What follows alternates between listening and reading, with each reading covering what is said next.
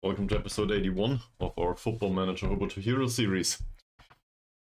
So as you can see in the background here, in the league table, we won the last 3 matches, also the first 3 matches of the season. Twice against Selangor and once against whoever it was, Armed Forces. Yeah. So we took a trip to Kuala Lumpur and afterwards, 160 people, 2 of them away fans, witnessed them getting defeated. Well, if that's your biggest concern, Mees, I'm very sorry. Go back to your videos, please. On the other hand, I'm always happy to have you, so whatever. Depends on your priorities, I guess. Also, let me present something to you, just to be sure. Here it is. 100% thanks to you, we now have a proper kit. This is how it belongs. So we will continue, hopefully, to go about the opposition here like an incoming freight train, I guess. Seems like that's the theme of the club now, at least for us. Also, neither Choo-Choo nor Thomas are with the club anymore, so it just makes sense. Choo-Choo is still an unemployed scout, by the way. You could try to sign him again. Nope. But, I'm happy to have this as a theme. I'm really excited. Hopefully journals will like it too.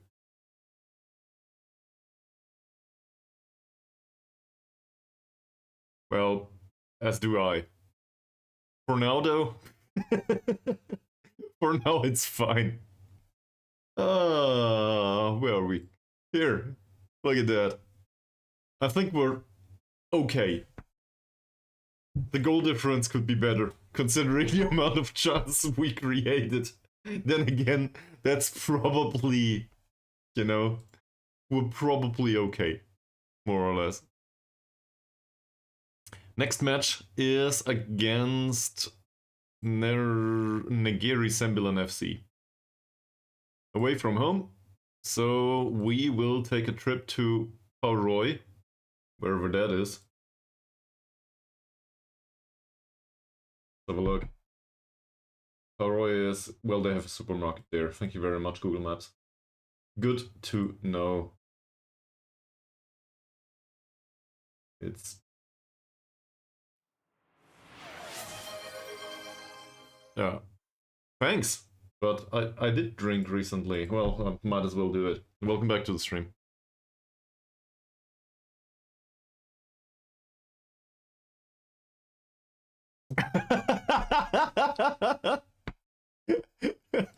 Great, thank you.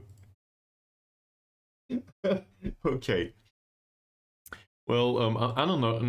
I'm not sure how it is on the pitch though. Does this impact the way it is displayed on the pitch? Anyway, I did complete my drinking. Thank you. Okay, well that's great. I like the darker color actually. So, we have a 2-week break now. Oh, well, break. We have some time at least. We know that Nard Cylasto Christopher is hurt. What did he have? Out pulled groin, 4 to 8 days. So he'll be back. Same Norman Angkun. I figured that 1 day of training we can probably not do on those players that are somewhat exhausted. So we'll give them a rest again. I think it makes sense. Rest our players repeatedly. I also have issues with some other stuff. So, quite honestly, Faisal Ahmad will not make an appearance here. And generally speaking, I like him, but I think he needs to play repeatedly in the under-21s. So I'll move him there. And hopefully that helps a little bit. Let's have a look at the under-21s. Well, we have a mentoring unit there.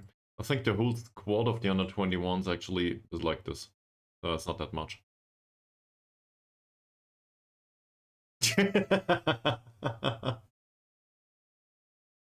You might actually make me do something similar. I don't think I own that on Choo-Choo yet, so I might as well do it.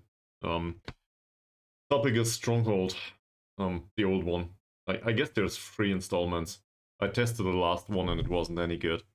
But Stronghold and Stronghold 2, I think, are decent. And I also remember Stronghold Crusader rather fondly, if I recall correctly. That said, it's been a while, so whatever.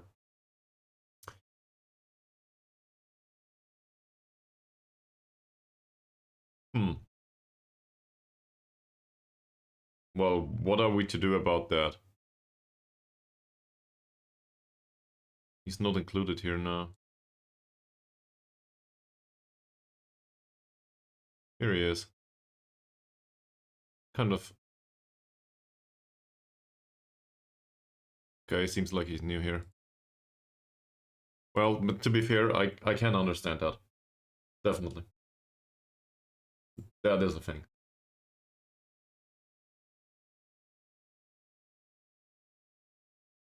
By the way, TSI Killer made it into the stream just to redeem the hydrate thing. And then went on again, off again. Great. At least according to my channel overview. This is perfect.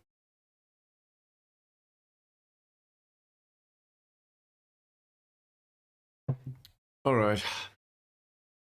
So, we broke the consecutive wins record. Great. 2-0 against Armed Forces. Match momentum is slightly on our side. This one should have been avoided. Otherwise, I'm very happy with this. Expected goals performance is decent too. I think we should have scored a third, to be honest. But in the end... Which message? Oh, this one. True. Yeah. Well, this highlights your message in the chat that I see. Well, not on the screen. But it highlights your message in chat. So for, I don't know, I guess for chats that contain like 100 people that all chat together, it might be useful if the streamer doesn't read everything anymore. That said, around here, it's probably not needed.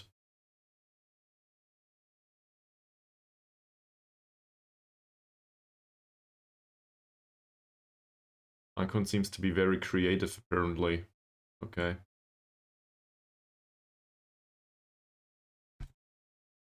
Performing well above average statistically. Shots on target ratio is a bit low. Well, we do not have that many natural finishers, so that makes sense. And our defensive performance is pretty good so far. We don't have that many defensive actions. So we might try to close them down more often, but that'll exhaust our players even more. I'm not sure if that's a good idea. If you have an opinion on that, feel free to share. Mentoring! Oleg's Rai is now more ambitious, which is good. His temperament has improved, which is good. He appears to handle pressure in, better. Well, the pressure of expectation better. He's more determined. He's become a little more controversial. Well, fuck that. But the rest of it is great. I think the volatile went away. Or didn't he have that? Not sure.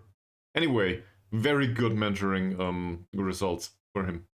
Very happy with that. The more controversial is annoying, but, you know, can't have everything. In which mentoring group is he? In the strikers group, if I recall correctly. Yes. So that makes sense. Together with Juan and Elbug. They are not exactly known for not discussing stuff. But that's alright. We managed to go second. uh, okay. Is Nils Ramang amongst them? Probably not.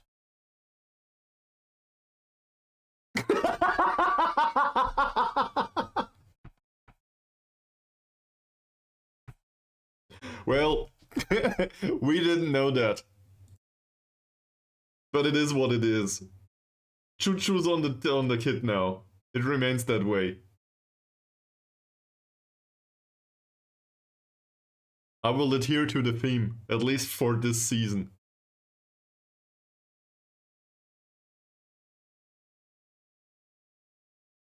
I'm loving it. For some reason, Ahmad doesn't show up here in the hierarchy of the under-21s. That's annoying. Does he show up in the mentoring group if I put him in? Great. I can put like everyone in here. Fantastic. Fasal Ahmad, here he is. He's considered to be another player.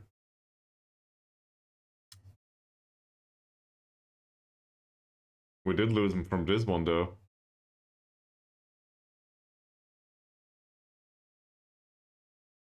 Well, so now we know who created these kits, at least in our alternate reality.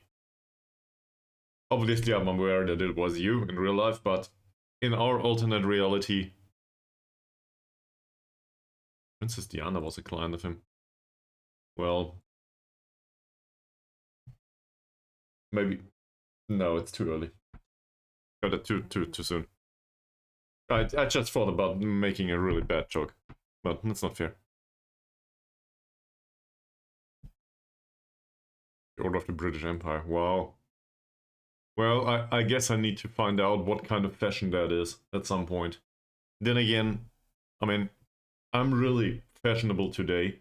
My shirt is white. That's very unlike me. Sir Jimmy Choo. Well, I guess we need to make sure that Choo-Choo makes it there too, but his real name... His name was Choo-Choo, right? But with a U. Not with two O's. Well, whatever. It'll be okay. Okay, what happened? Well... Christopher is close to coming back.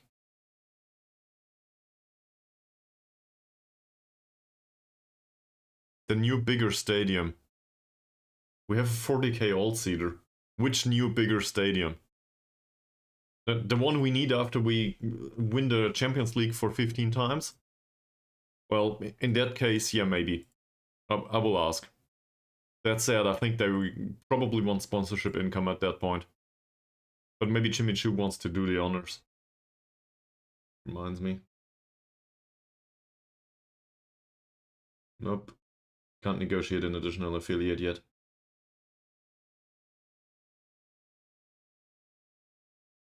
In that case, well, we are a very local bunch most of the time.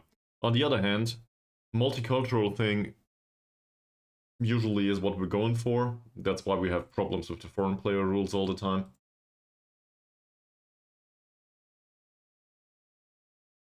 Penang though, I'm not sure if I can accept that. On the other hand, I don't have a strong opinion on Penang just yet. They went down, didn't they?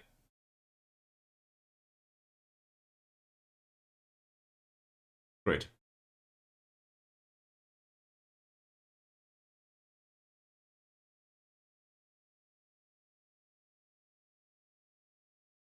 This match should include Vanlal Pekka Guid for sure. Who else is young enough? Oleg's. Ours is too old. Is the age here? No. Let's have a look at the squad. Where's the age? Here. Oleg's can play the under-21s match for sure. Yep, Jonathan can. Malik can. Zakaria can. All of these. Y'all guys need to play in the under-21s for the next match. You can have a whole 90 minutes. No issues.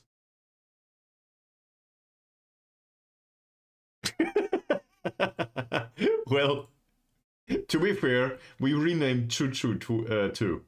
So, but it was very...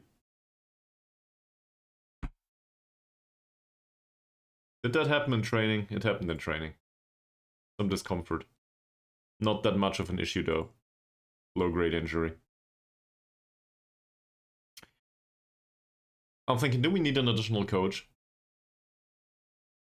The way we set it up now, a current coach just help with the workload in general. So it becomes average. We could try to include another one and then spread out the assignments a little bit. So say we find one that is really good for attacking or for possession. Something like that. I think that makes sense.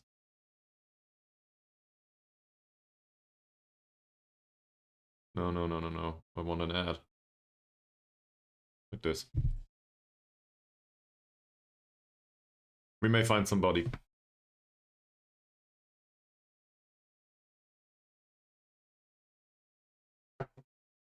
We should also talk to the players. I know this is the favorite part in the stream, usually. But we should talk to the players about last match. Because, well, there's a ton of time here. We can't only talk to them about the training. That wouldn't do us any good, would it? So, let's talk. Jin Soo-sum made 3 saves last match. Yeah. It's only due to him that we did not concede. That's true. And the expected goals against him was 0.36. I guess that's okay. But overall, we did give him some very good chances. If not for Jin Soo-sum, we would have conceded. So, that was it. What? Oh.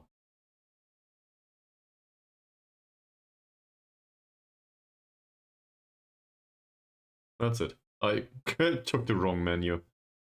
The dumbass I am. Right. Conduct's decent too. Might as well praise it. There you go.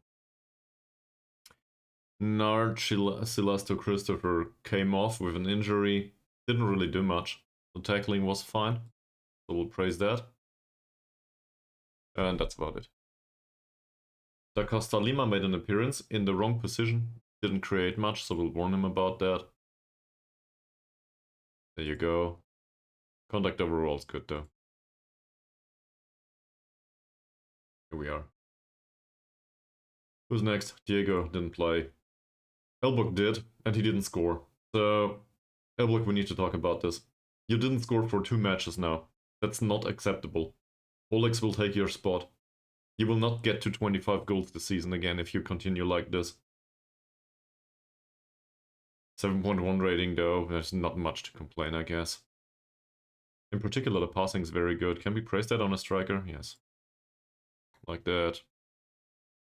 Let's keep going. Fakrula made an appearance, came on in minute 62.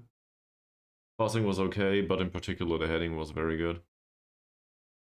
We praised the heading. He was imperious in the air.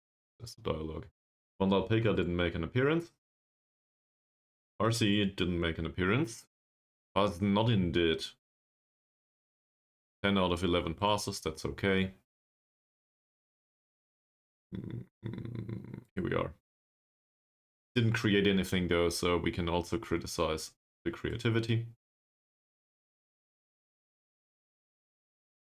Here. That's it. So, what else? 40 out of 40 passes for Mahazir. Well, no complaints about that. But also perfect tackling if I recall correctly.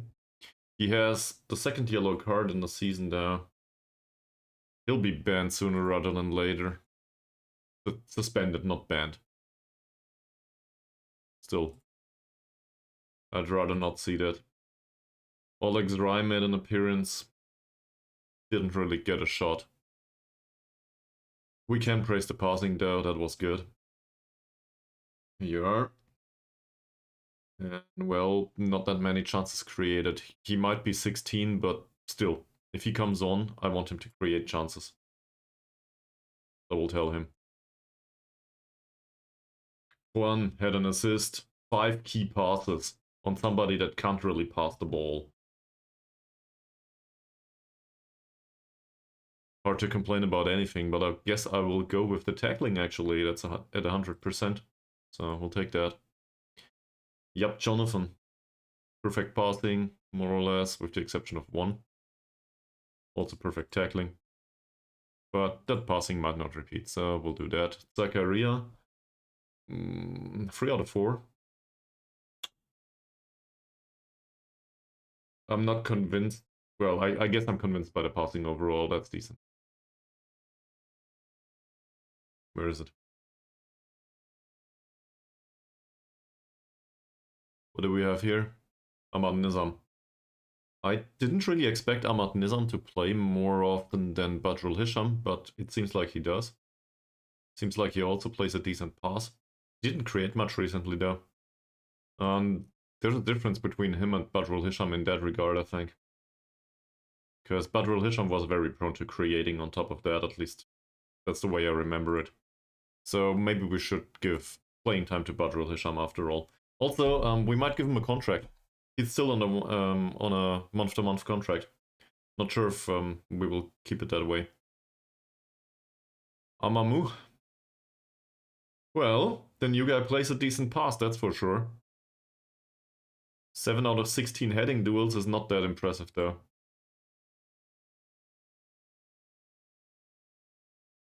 Did you ever criticize this on a 6.8 rating?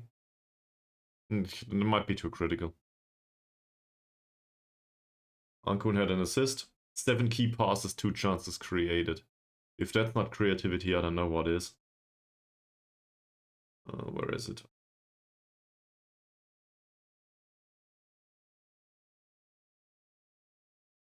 .1 on Badrul Hisham after he came on. That's exactly what I expect, yes. So it might have to do with the fact that the opposition was exhausted already, but it feels like this is really good. Maybe Badrul Hisham should play next match. Barul scored twice. That's an easy one. I guess we praised him for it already. And we're back at square one. Fantastic. So what did I just say? Badrul Hisham should probably play next match. For now, he expects to be an important player. I don't know.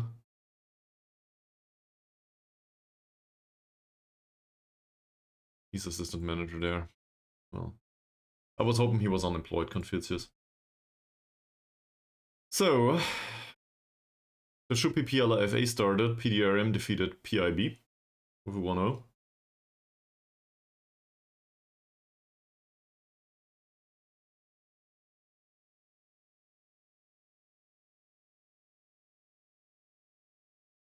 We made 4 first team players available and none of them play.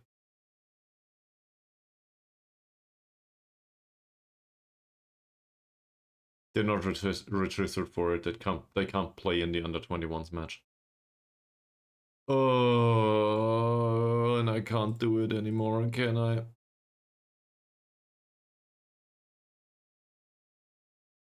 No! Fuck. Great. So I guess Van Lalpeka is the only one that plays in the under-21s match after all. Really, registration rules for under-21s are so annoying.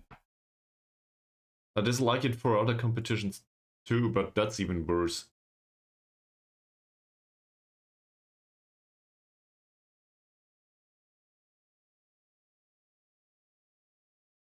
PSG apparently are watching Musiala. It's 284 in our safe at this point.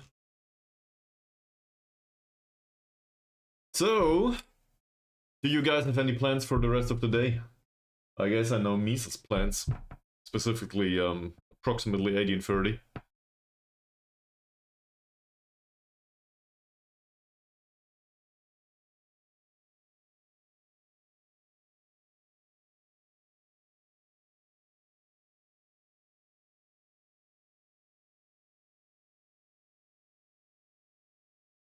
Sorry, I know it's really entertaining to see me typing on my phone. You hate what? The fact that there's a match at 18:30? You'll be half asleep at that point. Given how long you're awake, if I recall correctly. Also, well, there's a big opportunity.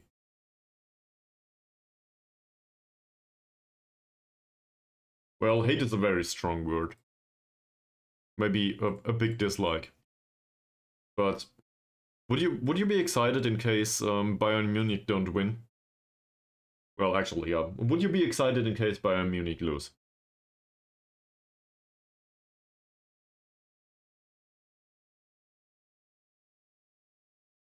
Not much of an issue. This is a bit hard. Well, in that case... Well, it's unlikely, but whatever. Stuff can happen. Bayern Munich might have a bad day. There are always red cards. The usual.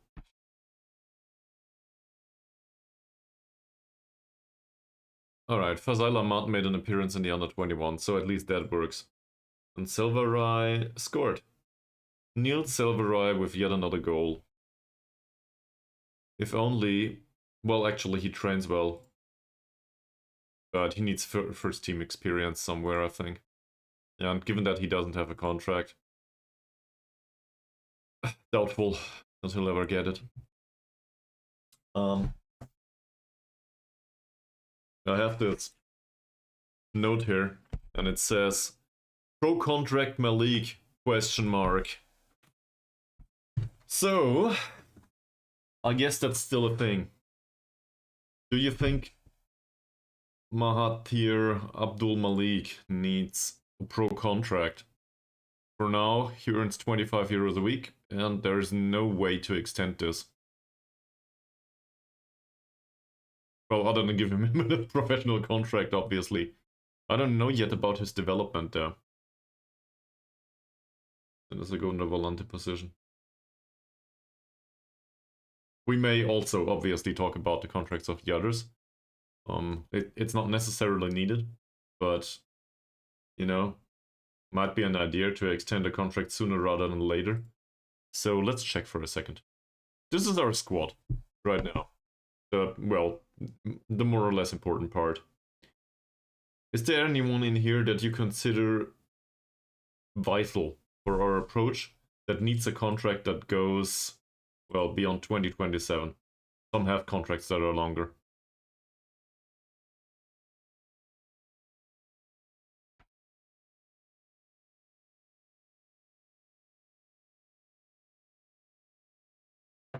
We in Borussia Dortmund? No, I don't. But feel free to tell me. I'm sure you know. Ah. Okay, in the last 8 games. So, I would guess on average 3 goals, which makes it 24? Last 8 Bundesliga games. Okay, I guess 24.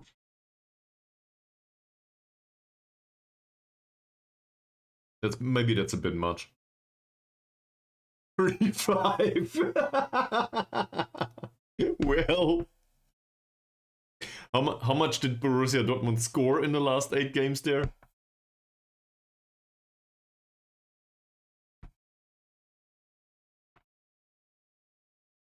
Guess I'm interested in real life football after all.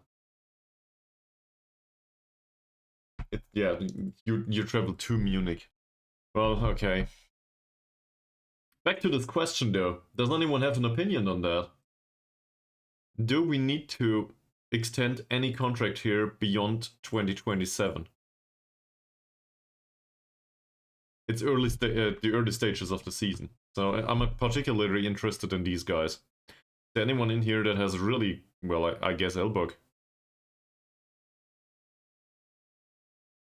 Wow. That's not that impressive. I can see where you're coming from now. Well, times change at some point. So, the heuristics might not prove to be predictive today. Fingers crossed. So, what's your opinion? Hi, Charonella, thank you very much for beating me with a pipe to the face, as always. Charonella, I have a surprise for you, given that you're around now. Mees did something. We hired a well-known designer in Malaysia. He's known by the name of Choo, and he designed the new kits. So now we have an appropriate logo on the kits, I guess. I hope you're satisfied. If you're not, it will remain that way anyway.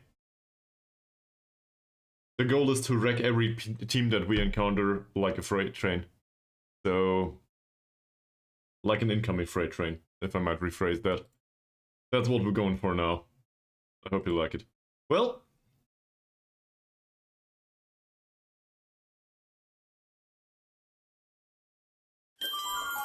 Hey! Great Scott! Okay. It's been ages that I watched Back to the Future. Can we go back to this though? Should we extend the contract of Elbug already? He didn't score much recently. Wow. The rest of them are not that important. Fakrula, with that loss we can deal. And if Elbug goes away... I saw that coming to a degree, I guess. Also, thank you very much for putting it over the chat. That this is perfect. See, Mees, that easy. And you can't see your own problems anymore. Well, BVB problems, actually. You just need to slap a sticker with a train over it. Honest question, though. Do we want to extend any contract here? Well, it would be an improvement. A 2-0 defeat. So I guess that counts. I won't get an answer by anyone, will I? I'm just gonna ask for the next 15 minutes about extending the contract of somebody. I don't have a strong opinion on it. Yup, Jonathan, obviously. Well, that one we might keep.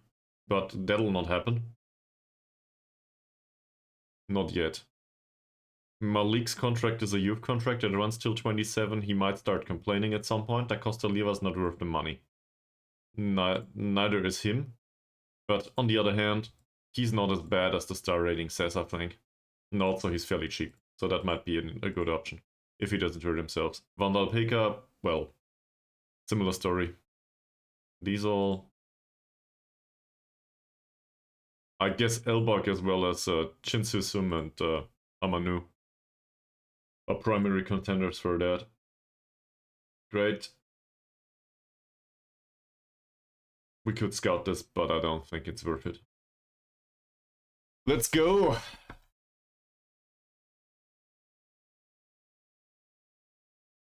So, how's it going for you, Chernalot? Any plans for the weekend? Let me guess, you're still at work. Come to think of it. It's Easter after all, so you might as well work.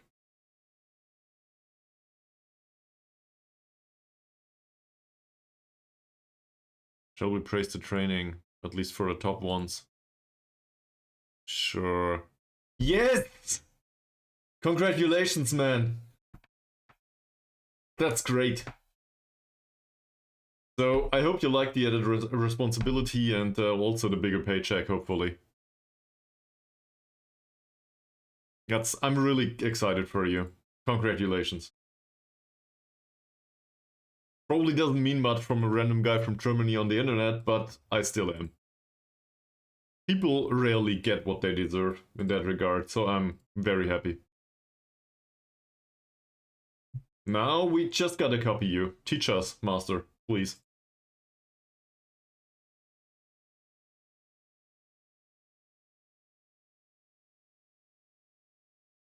This all is very good. I didn't really look at the development, to be honest. So maybe we'll do that. Oh, great. Ahmad Nizam improves. That was unexpected. I see. Yeah, okay. Usually it doesn't go that way, so that I'm extra excited in that case. Usually you do the extra work and afterwards they tell you, well, you don't need the extra pay, you already do the extra work. So this, in my experience, that's a very limited sample, obviously. You know, just one lifetime and one person and so on. But in my experience, the people that get the additional pay are those that avoid doing the additional work prior to getting the pay. It's counterintuitive, but basically you expect management to bribe you to do additional work or different work. So to be rewarded for being a good person in a business environment feels rare to me. That's why I'm extra excited for you. But maybe that's just the experience I had. And also, you know, it might just be a misconception on my part. Maybe somebody else judged my work in a very different manner. And that's okay. Like, you can't perceive yourself the same way, so maybe you're not as good as you think or whatever. Me personally, though, I don't know. I guess I'm happy being a football manager at Sarawak United FC. Now, with great new kits in 3D as well as in 2D. Hopefully the game won't crash, I didn't test it. But why should it? It's just a picture, a 3D picture.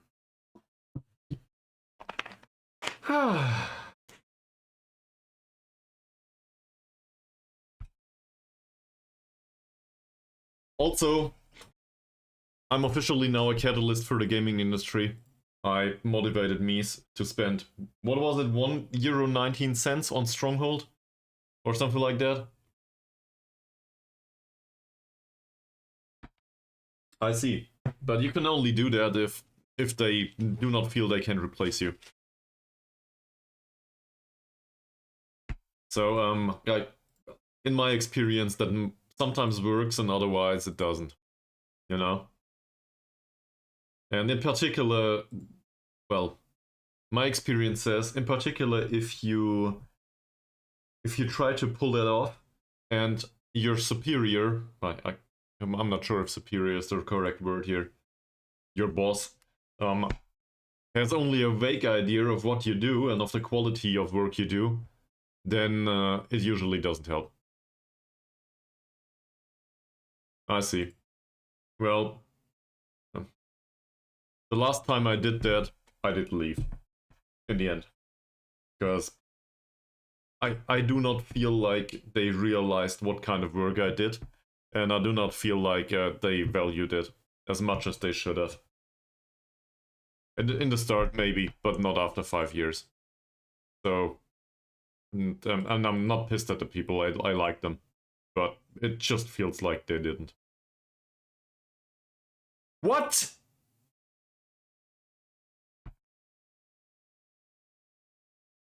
Kushing poached somebody in our youth academy.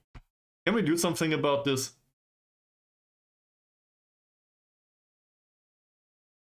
Well, I guess we can't. But this one doesn't look like. To be honest, I have no idea. He's a 15-year-old.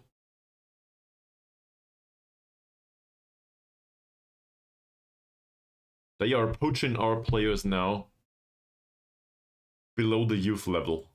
I don't know. Whatever it's called. Bambinis or something. Not sure how they call it in English. Okay, this is what's important though. We need a 4th win in this season. We need it. And I want to not concede. This team is stronger than armed forces in general, which is not that hard to get.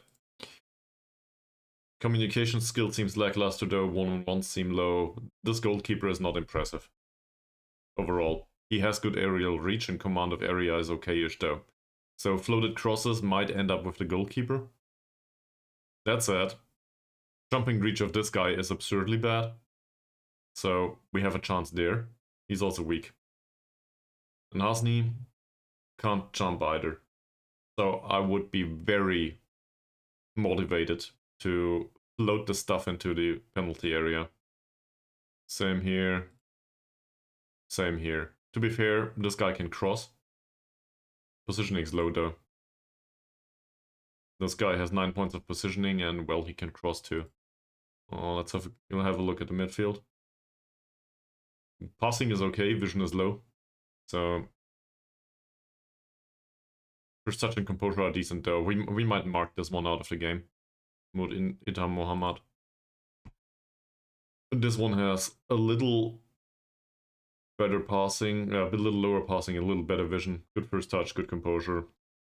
Off the ball movement seems decent, but not that exciting. Yeah, try to mark both out of the game, I think.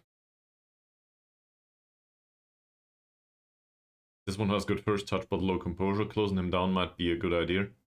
I'm not sure though, it depends a little bit on how exhausted our players are and blah blah blah. And this all, well, strikers are the usual fast bunch it seems, with good off the ball movement and decent finishing. So let's not give them any chances. Similar here. We will probably not have issues with floated crosses or anything. So it's about pace on the defensive side. And maybe also about positioning. Maharzir is not good in that regard. Amamu might pull off most of the defending there, and well, we still have the acceleration and pace to cope with it. But I think Maharzir needs better defensive positioning. That would be really great. Did he improve there? Probably barely.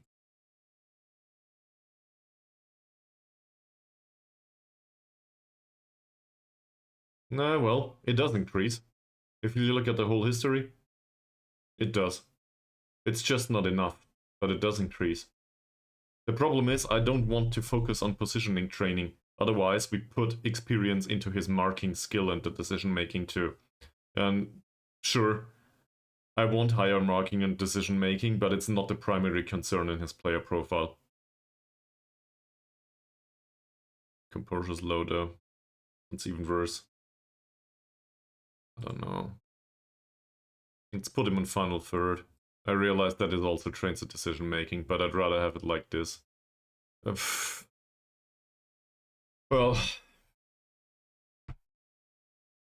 so I don't think there's much to be changed, to be honest. Going through the middle might be a good idea overall. One is there to exploit the space. In general, we'll wait until the under-21s match is over and then we'll have a look. Hopefully nobody hurts themselves, but it's just a few days in training. It shouldn't be much of an issue. And I don't think we will scout this match. We will scout that one. Well, we'll prioritize the one with the next opponent, right? So we'll scout that. It's also the start of March. Honest question. Do we need the scouting package? The word escaped me for a second. Do we need the scouting package at least for our own league? Would this help us?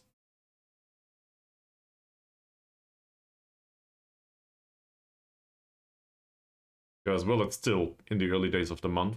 We have a few matches coming up. And I'm talking about this. Shall we buy the package for the Liga Super? As you can see, scouting budget is already bleeding. Without any package. So, buying a package means we will need to shift some of the wage budget over. It's not a big concern. It's just a thing. What do you guys think? Maybe make the scouting budget like 10 or 15k?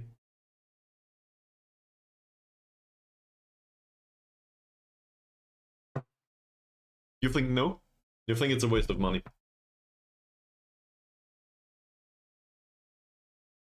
Any arguments? Or yeah, I guess arguments is the correct word. So I'm asking for the why. I'm not saying I will do otherwise, I just want to know your reasoning. If that's okay. And obviously Mees too, and well, everyone else's, but I don't think there's anyone else around.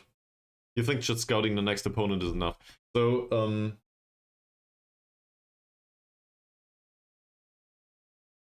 what about the benefit of additional knowledge of other players that might appear throughout the season? That might come up. I'm not saying there will. I don't know. But for now we know, I don't know, 200 players. 347. We know of 347 players. To be fair, it did increase a little bit, in particular in the foreign player department for some reason. But with a scouting package, wouldn't this be much more? So we had better options to sign players for lower wages. So in theory, it could pay for itself. In theory. Well, I guess we'll make it through without a scouting package for an additional month. But at one point, we need to establish this. So, we'll make a deal. You and me.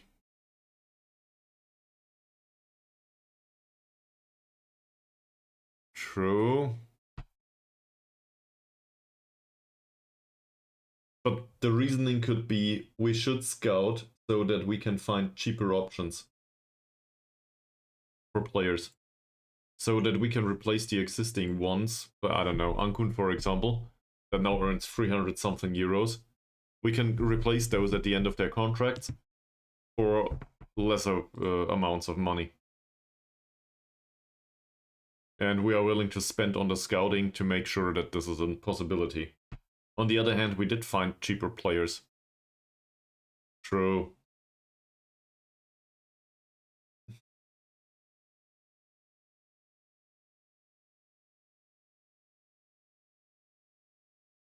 I guess we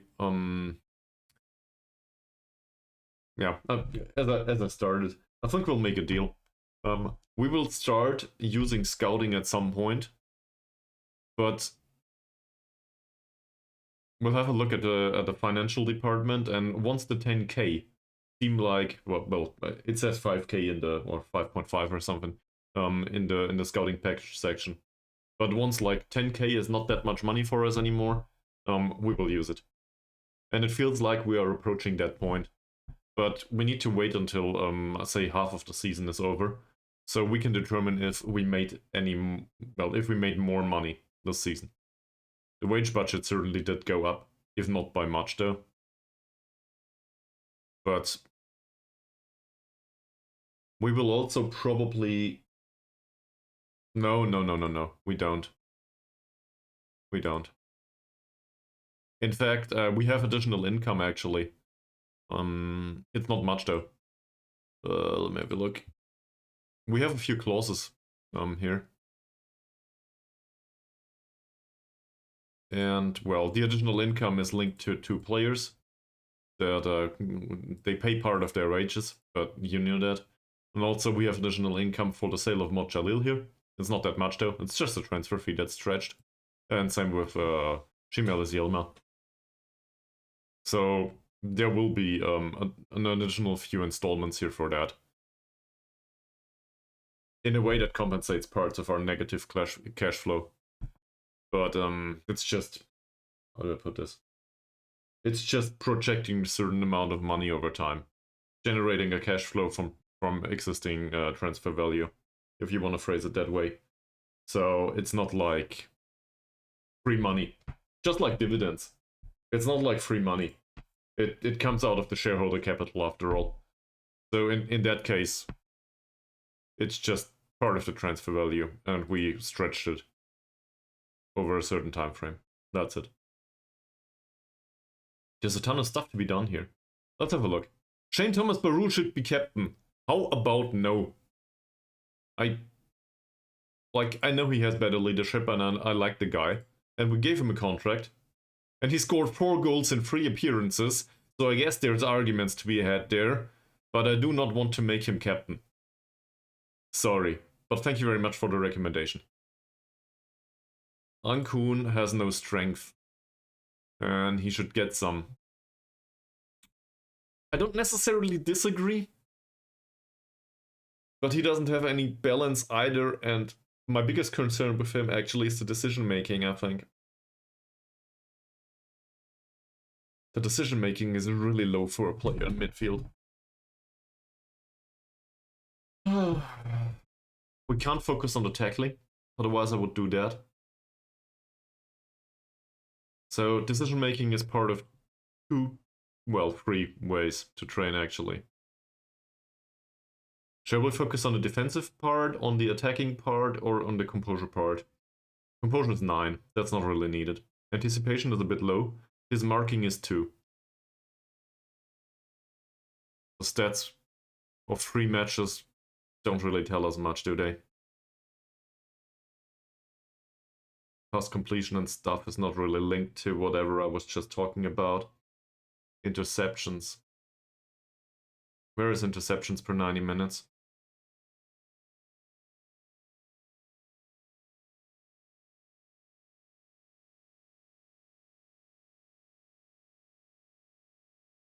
Well, it should be somewhere, but I can't seem to find it.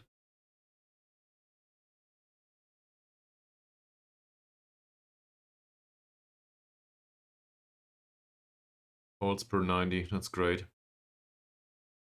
Does any one of you know if we can see interceptions per 90 minutes somewhere?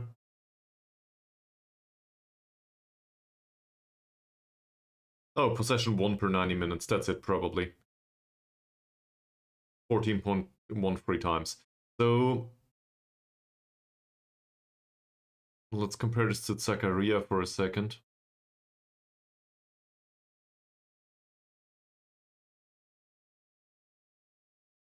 Wow, that's really low actually. Didn't expect that. Okay. What the fuck's going on? That's new. Alright. Well, I guess it is what it is. So my assumption is that better marking, position and skill, and in particular better decision making, would hopefully improve the amount of possession he wins in 90 minutes. I also want to be defensively responsible. So I will focus on that. It does not seem like the off-the-ball movement is that important right now. To be fair, both of them are important.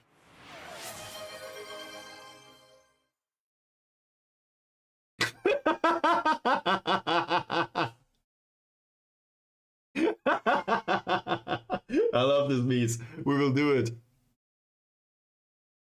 Manage Paul. You, Paul.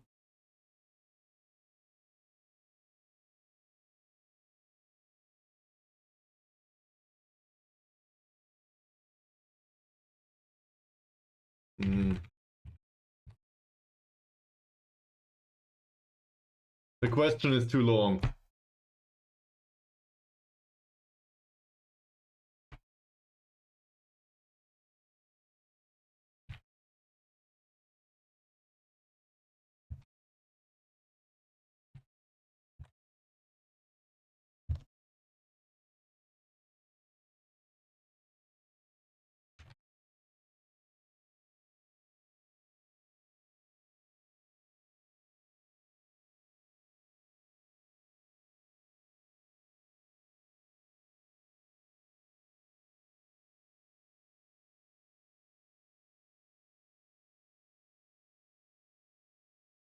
There you go, you have your poll. I will not abide by the results. I might, but it may be accidental though. And just so nobody picks the third option, I will go back to Sabah and tell you what you missed. So, there you go. This is... Where's the Segunda Volante option? Oh, it doesn't exist here, yeah. Well, this could be our Segunda Volante if he had agreed to come in and sign a contract with us. He decided he wants to go to Sabado, like 3 weeks ago. So we didn't get him. He tries killer balls often, tries to play way out of trouble, and likes long-range passes. Physicals in general seem to be, well, okay-ish. Lol, Mees. So, great. Thank you very much for spending your channel points. Also, this result is entirely your own opinion, so thank you very much for that. I'm not sure if I'll do it, to be frank. It really depends on the amount of money involved, and I think he's way too expensive these days. Like, look at that. He also has decent average rating. I doubt that he will fall in market value anytime soon. Asian Games football tournament. What? What is this? In the season stats of Omar. Stats. This? Oh. Asian Games Football Tournament. What is this?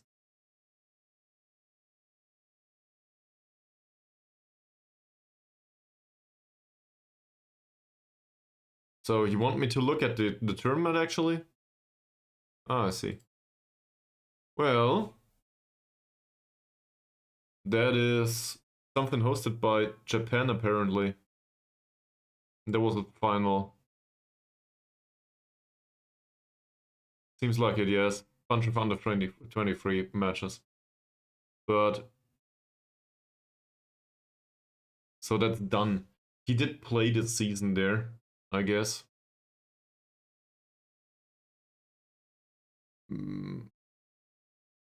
Well, they certainly didn't play in the final, it seems.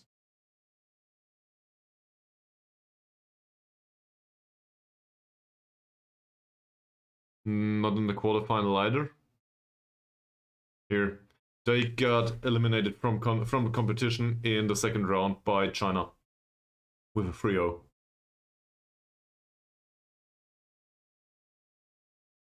Could be. That's the first time I see this. Your guess is as good as mine. It seems to be some international stuff. Going back to Omar. Omar is considered to be Malaysian, but yeah, he's declared. He declared as Malaysian. So he played for Malaysia there, it seems. Maybe it's in his form. No, it isn't. We don't know.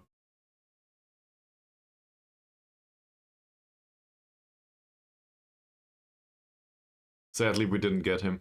On the other hand, Ankun's already known in the club and, well, he'll be fine. This all... Shall we focus on acceleration and pace, as the assistant manager said? I mean, it might be a thing. But I actually think his positioning and marking should improve first.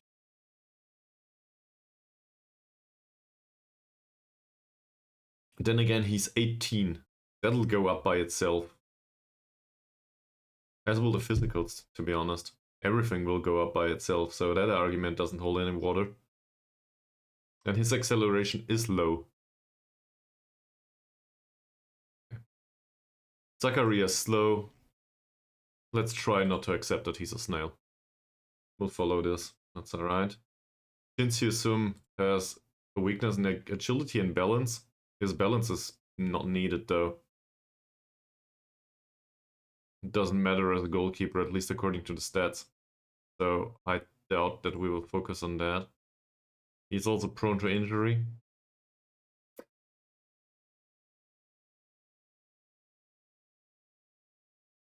Throwing and kicking on it, isn't it? I guess that's the best I can do. The problem is he rolls the ball out anyway. So it's not really... We compensated for that. Where's command of area included?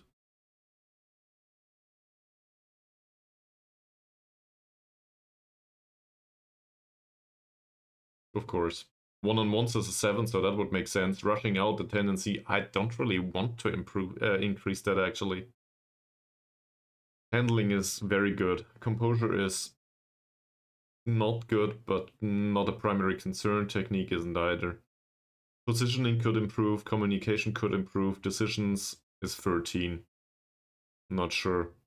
Reflexes are decent on him, anticipation is somewhat low, concentration is... could be better. I guess we do the sweeping. One-on-ones could do with an improvement, command of area could do with a major improvement, and rushing out I will tolerate. Hopefully that helped. It might improve his goalkeeping though, so why not? Badrul Hisham's long throws training doesn't result in anything tangible. Okay. We could try to improve his dribbling, but that's even more useless. Then again, his technique is low, so ball control might not be the worst idea. Where is it? Here. Let's do that. I doubt that it will have an effect though. Where was I? Elbug's attacking movement does not show any improvement. That's just a lie. It's just a lie. He did improve in attacking movement recently. Great. Wonderful display.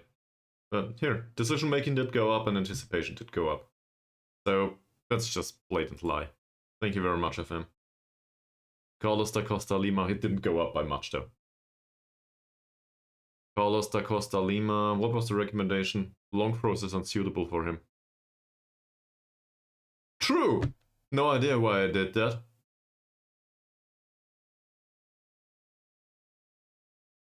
What's most important on him?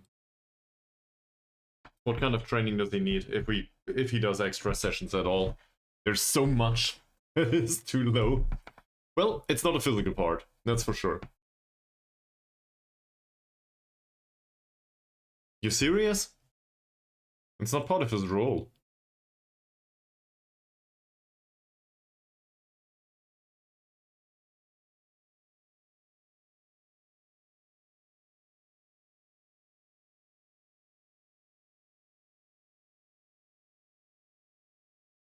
I mean, it's not the worst idea to give him an additional point in strength. It's not like that. He probably won't accept it for long though. He will lift for 2 hours, and afterwards he will complain that it does not contribute for his match thingy, or the performances. Well, but natural fitness we can't do anything about. Not in the additional focus. That'll not happen. How old is he? He's 19 now. So, where was I? I guess, theoretically, he could still turn into a decent player if he had some mental capabilities of the ball movement, anticipation, composure, and so on. That'll grow, though, throughout his career. So, in a way, we could endure his lack of anticipation, composure, and off the ball movement as it increases throughout the next 5 years. I did. He's not good enough. They don't want him.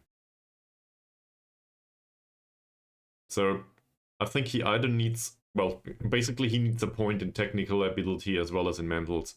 And then he gets into an area where it's, once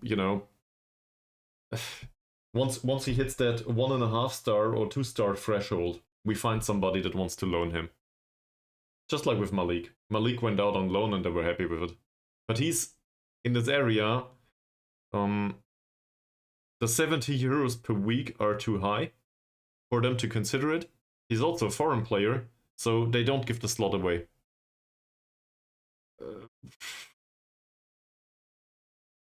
So you have the correct idea, I think. The issue for me is we're in Malaysia. His acceleration and pace are, well, fairly high in comparison to the dribbling, but Malaysia, 10 points of pace and 9 points of acceleration does not mean the opponent will not be able to run faster than you. Most of the opponents here are similarly pacey or even faster. So I'm not sure if I want to train that.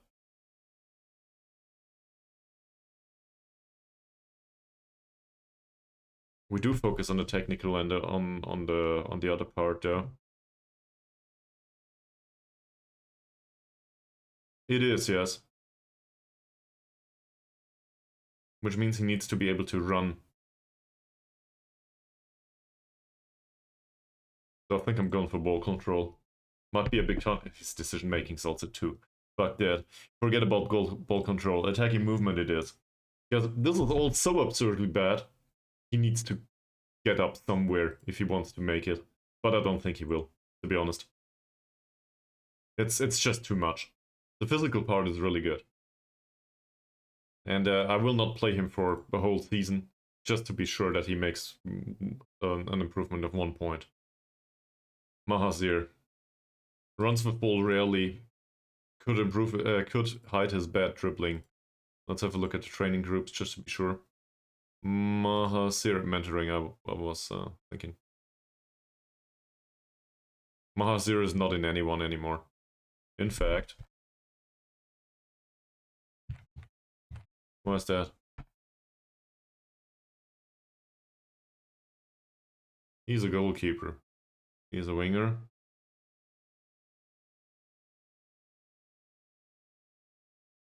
Oh, I see.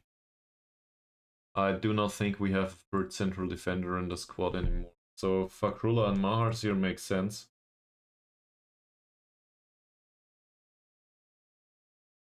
I do not want Zakaria to play short, simple passes, neither do I want Malik to play short, simple passes or anything. Neither Diego. So that's why there is no mentoring group for it. I see. Okay. So runs with ball rarely would hide his bad dribbling. He has good decision making though. Is dribbling a major concern on him?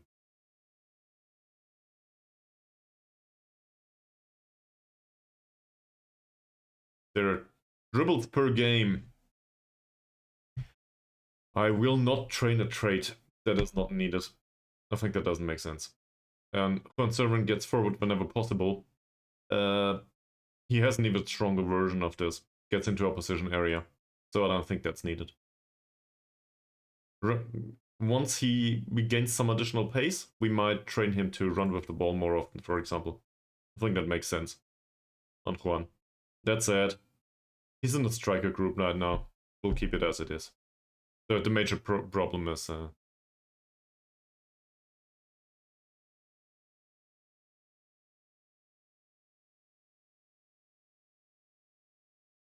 because he's in the opposition area and he has good jumping.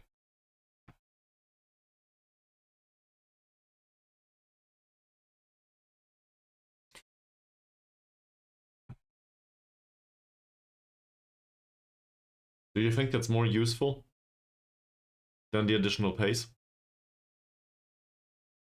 Yeah, I get that.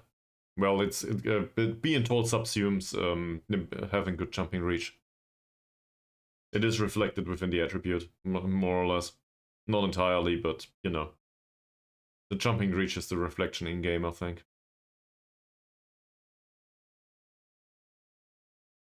Well, he is within the penalty area most of the time. And considering what we saw yesterday, he did have a few headers. So, it's more about... I'm not sure if I follow the reasoning entirely, but the evidence suggests that he gets into goal-scoring opportunities with the head repeatedly. And this is actually why I consider this. I do think his pace is more important in general, but on the other hand, experience tells us that he's been heading the ball more often than not recently. So I guess it's needed. It might result in a few goals. He has whatever the rest is. That's fine. So we didn't do that. Stop positional training for Aziz. No, I won't. Or Fazal. No, I won't. Zakaria should go to the level-headed group. Definitely not. I don't want to waste his professionalism. He needs to grow up, and afterwards he will do the mentoring for the others. And Da Costa Lima is not a striker, so I will not put him in that group. Lawless. Nothing. We should train his weaker foot, it says. No. I mean, I guess we could, but I'd rather not. It's additional workload, and I'm not sure if it's that useful. Okay.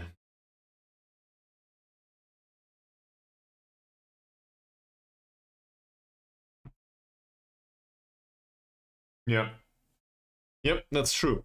And also, he has really good off-the-ball movement. So, I think the argument goes both ways. On one hand, he has a really good off-the-ball movement, so he might find the opportunity to just jump or run away from a defender. But on the other hand, he's slow enough that he might be mentally capable of finding that space and also outsmarting the opposition's defense. But he might also be too slow. So you can phrase that in both fashion.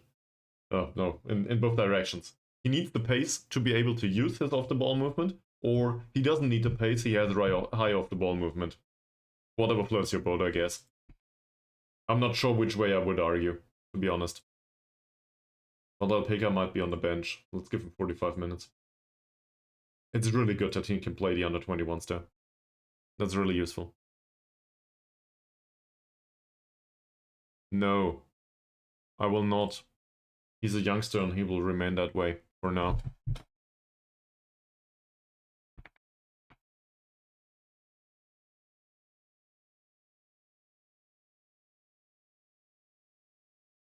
By the way, whoever just joined, feel free to ask questions and so on. And say hello. Welcome to the stream.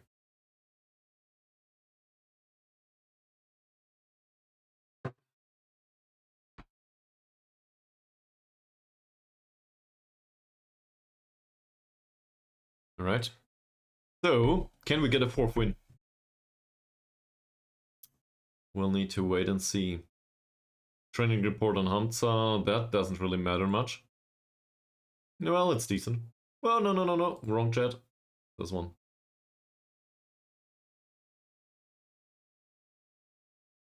Da Costa Lima needs a 38-week intensive Malay course. I don't think we will pay for that anymore.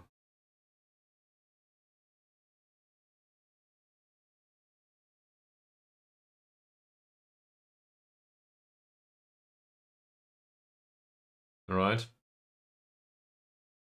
One match coming right up, I guess.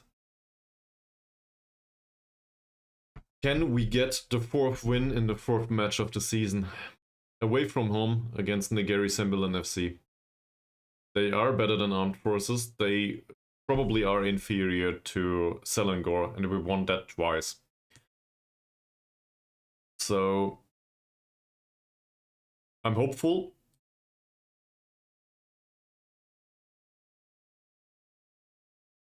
As an attacking coach? That's not too bad. We'll focus on that later though. Alright. This recruitment focus didn't bring up anything recently. So let's go. Do we need to make changes to the lineup other than what we did? Badrul Hisham's on the pitch now. In accordance to what we realized last time. That said, he's not sharp, so he might go off after 45 minutes or something. There's been a 2-week gap, so nobody is under heavy match load. We still have issues with the tactical familiarity. I guess that's expected given that we changed the way we play recently. Juan certainly knows how to play in attacking midfield though these days, despite not training well there. Jonathan is more or less adapted. Ankun's fairly adapted. In fact, it's just about the role. True. Okay. So that's something that we need to do. Alright. The easiest way to prep us for the match with better morale is first of all, praise him. For the training, as always. This. I guess Mutnabil Ahmad Nizam might just be on the pitch in favor of...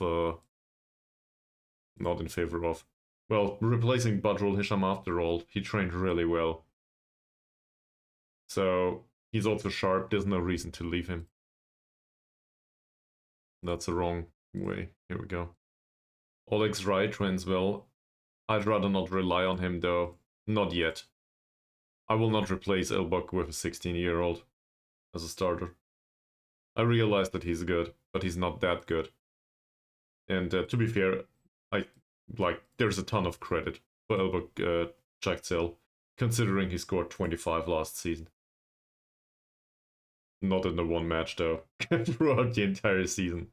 He needs to make sure his goal scoring form remains. I'd rather also not start Da Costa Lima, but it's the same level of training with Baru, so that makes sense to play him. Malik trains well, which is great to see. I love this. Van Lalpika, well, I guess playing the under-21s does help him.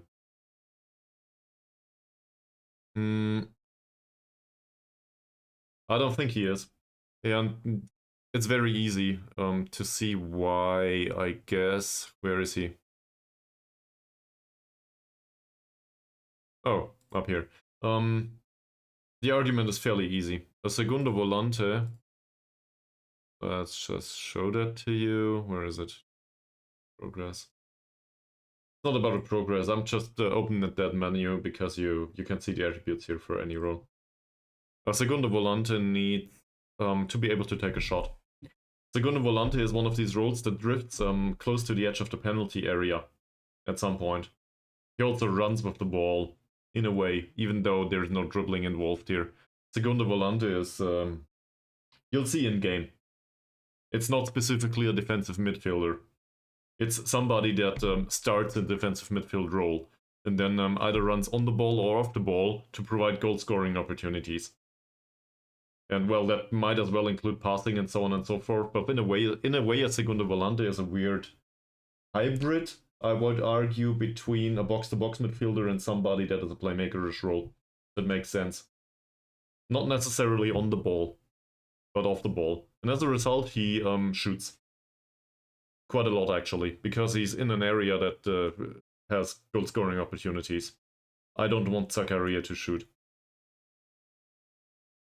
On the other side, we can use his defensive skill set. And he's good at that. So that's why I put him in there. It's not like we have a replacement for him on the defensive side anyway. There's nobody in the squad that can do the defensive midfielder as good as him. So, with all due respect, I wanted to do it that way, to play him as a segundo volante, but I've come to the conclusion that I disagree. I hope it makes sense. Maybe later on in his career, I don't know. But he will probably never get the finish and the long shot. Angkun, on the other hand, has both. Well, better than Zakaria anyway.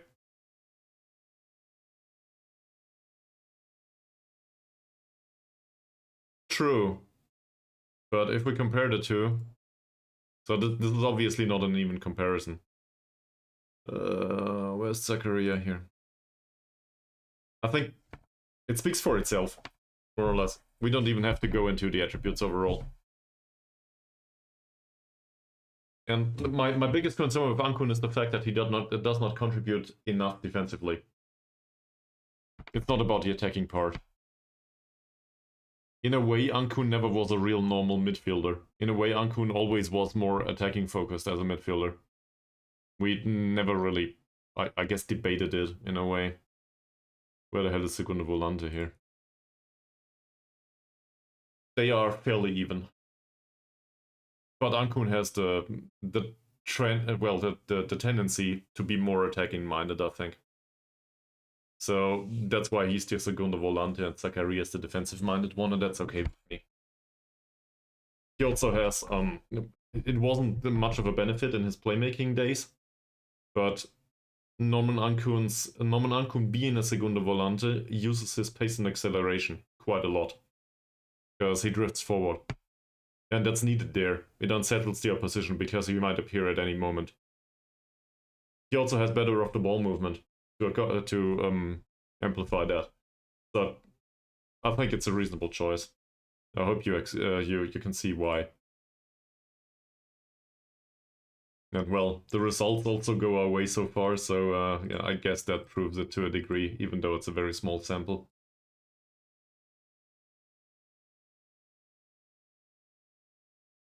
That all is good, and I will not praise these down here. This will not do, man.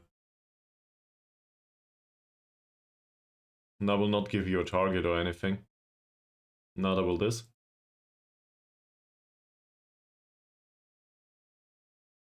Diego doesn't play, so not much to say here. Alright. So, we did want to go to the match, didn't we?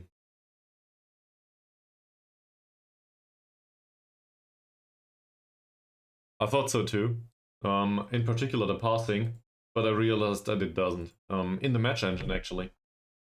So, let me snooze that ad for a second. We will do opposition instructions. It might not take that long. I realized that Zakaria as a secondary passing station isn't bad. Because it's really vital that we retain possession in some areas. And we now have, let me show you. We now have Amamu, who also does some more creative passing.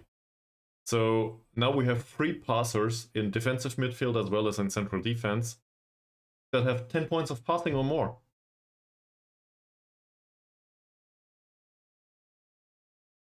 Well, DM is just a stripped way to look at a ball-winning midfielder, DM is the standard role in defensive midfield, just like central midfielder. So what would I do? I would probably include all of the instructions that are on a ball-winning midfielder. I don't want him to shoot, so that would be on. I don't want him to dribble, so that would be on. Taking fewer risks might not be on, but it's not a big concern for me that he takes fewer risks. There's a balance to be had between retaining possession and creating more. And I don't want both defensive midfielders to create more, because otherwise we lose possession all the time. In fact, sometimes I take the more direct passes of Angkun. To be fair, that might be a thing, actually, to leave this off repeatedly. Because we go for possession more often than not. We now have really creative players overall, so we don't need the direct passing all the time. I'm not sure if that's a good idea after all. It's on now, but well, we'll take it off for this match, you know? Let's try. But I think we have good passing and creativity in these three here. And if all of them play very direct passes, we will pepper the opposition with long balls, and that's not the way we play. So I'd rather have 5% more possession. It has a defensive character. And I hate possession football. Like, I hate to watch it, but it's efficient. So pass the ball around. Let the opposition run. I'm okay with that. Alright, so we will still need to deal with what we face today though, other than general tactical debates.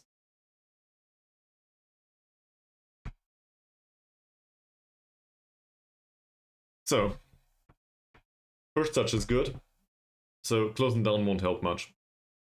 Physical attributes in general are, well, he's fast, but can't jump. Tight marking might be an idea, but the off-the-ball movement is an 11, so I'd rather not. It won't work. Oh, he will run away. Dribbling is a 9. I can't seem to think of anything in particular here. This one? Physical attributes are, well, again, jumping reach and strength is a bit lackluster. Stamina seems low. Passing seems a little bit low. He has very good first touch and composure, so closing him down won't help much. And his dribbling is very good. Bravery is low though. Again, I don't really know what to do with this. Decent striker. This one has good dribbling. He's left-footed and he plays on the left side. His crossing is bare bones at best, same as his passing. So we can leave him open, I think. The biggest issue here is he might run, and he might knock the ball past the opponent.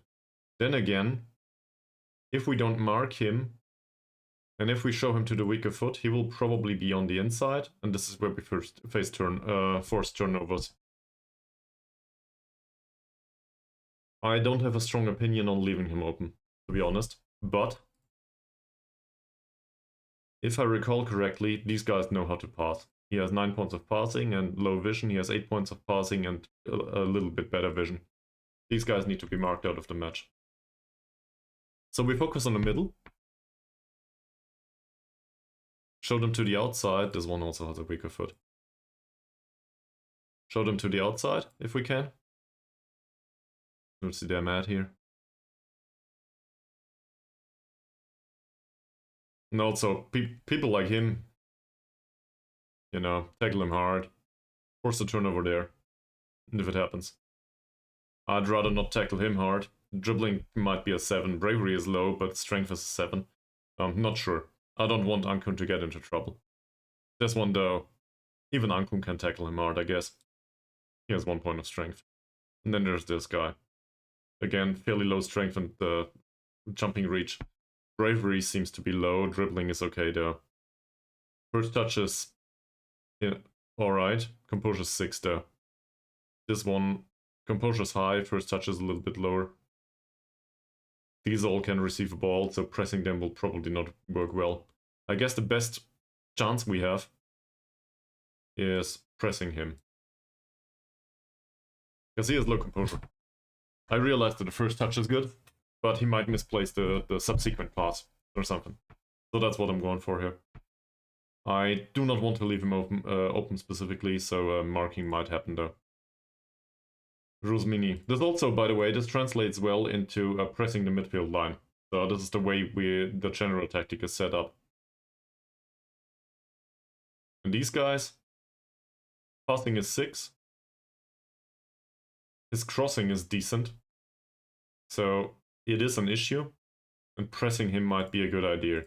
And now we're getting into trouble because we would need to press higher up on the pitch. Dribbling's low though, bravery's low, strength is low. Seems like this is a good idea to go in hard.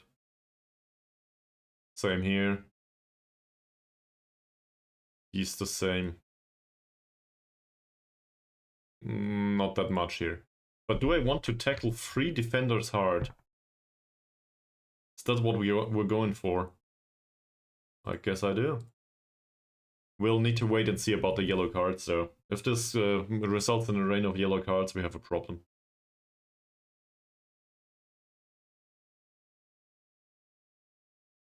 Well, so for a central defender, he has decent passing. Same here. It's not that high though, and we gotta make. I guess we gotta start somewhere. First touch and composure are 7 both. I'd rather not press him. 5 and a 7. I'm not convinced. If this was a 3 and a 4, I would probably overcommit. And this Marzuki guy. Look at that first touch and composure in comparison. That's what we're going for. Run into this guy. He doesn't have the mental capability to cope with it. Well, he shouldn't.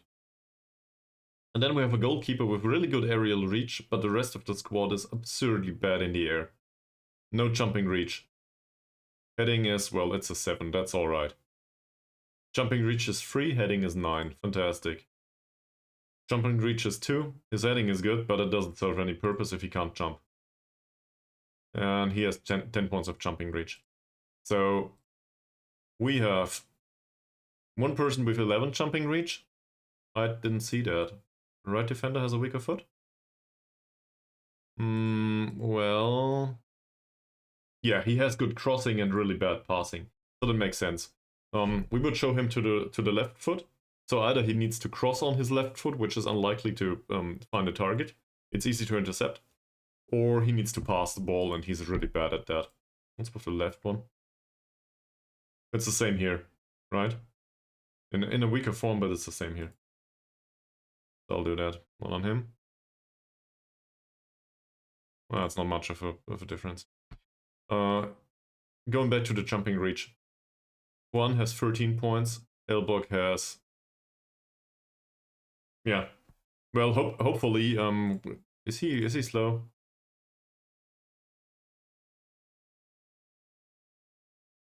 He's not slow though.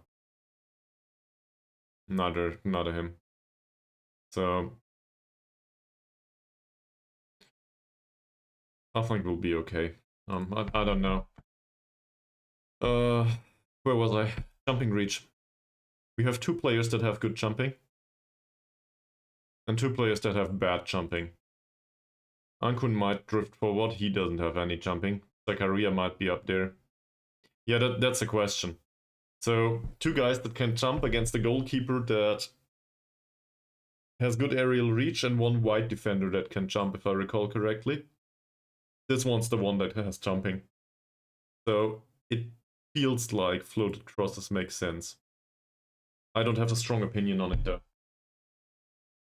There's that, let's go. We are away from home.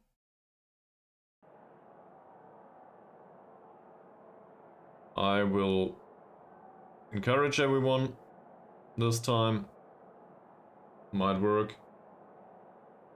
And I will also tell them that I have trust in them. And you will endure a 1.5 ad break. See you on the other side.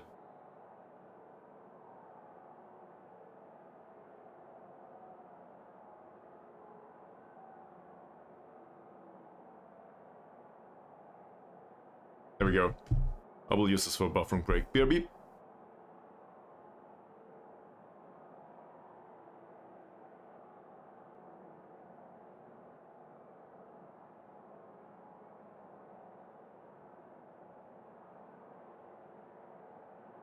Are we done? We seem to be done. Let's go. I also now need additional water, my buddy. One match against Negeri Sembilan? I always confuse the name. Sembilan it is. Away from home, they have a nice stadium, as do we. Also, the dress code is very impressive. So, obviously, let's keep this train moving, right?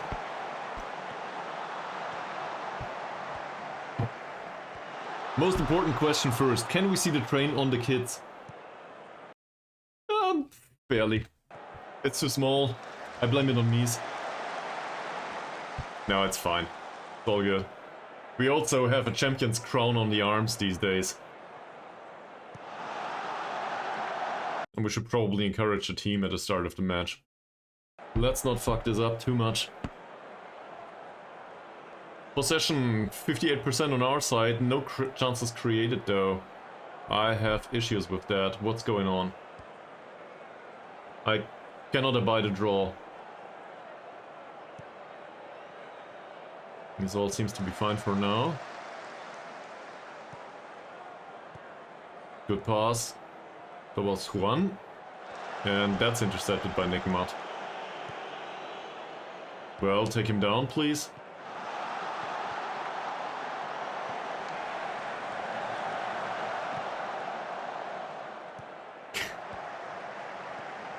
True, I should have. Baru, good one. Angkun, first finish of the match. Is it a penalty? It's not a penalty. Apparently. Zakaria on the ball with a patient possession pass, and that's intercepted. Well, okay. Didn't expect that for now. We did have our first shot though. Well, this is not good enough, guys. I want more. Let me guess. You don't cope well with the pressure. Apparently they do. Well, with the exception of Baru. He's frustrated. Zakaria's pressured. It was too much. This squad is like a raw egg. You gotta be careful all the time with them.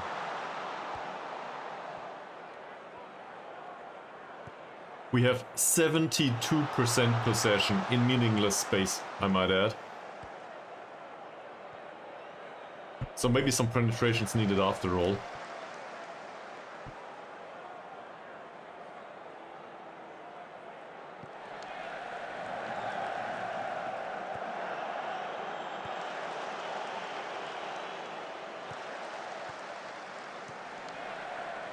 Not a bad ball.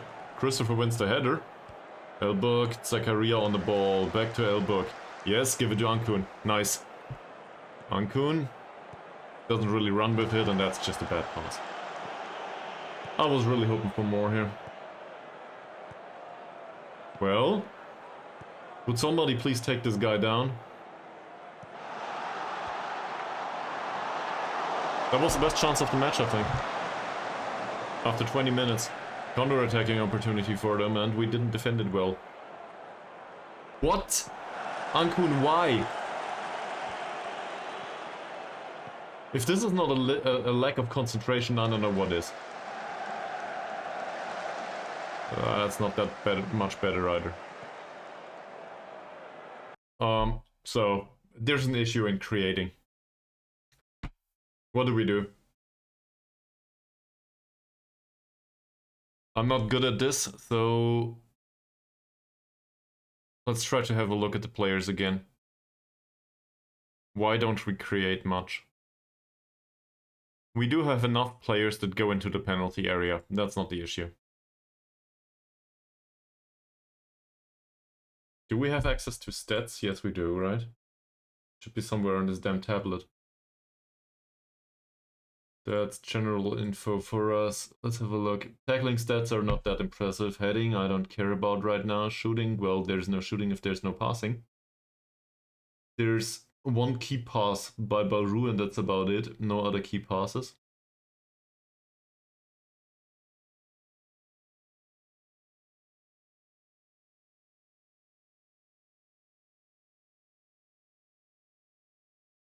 I'm not sure if the pressing's needed. We do have 71% possession. We just don't do anything with that possession.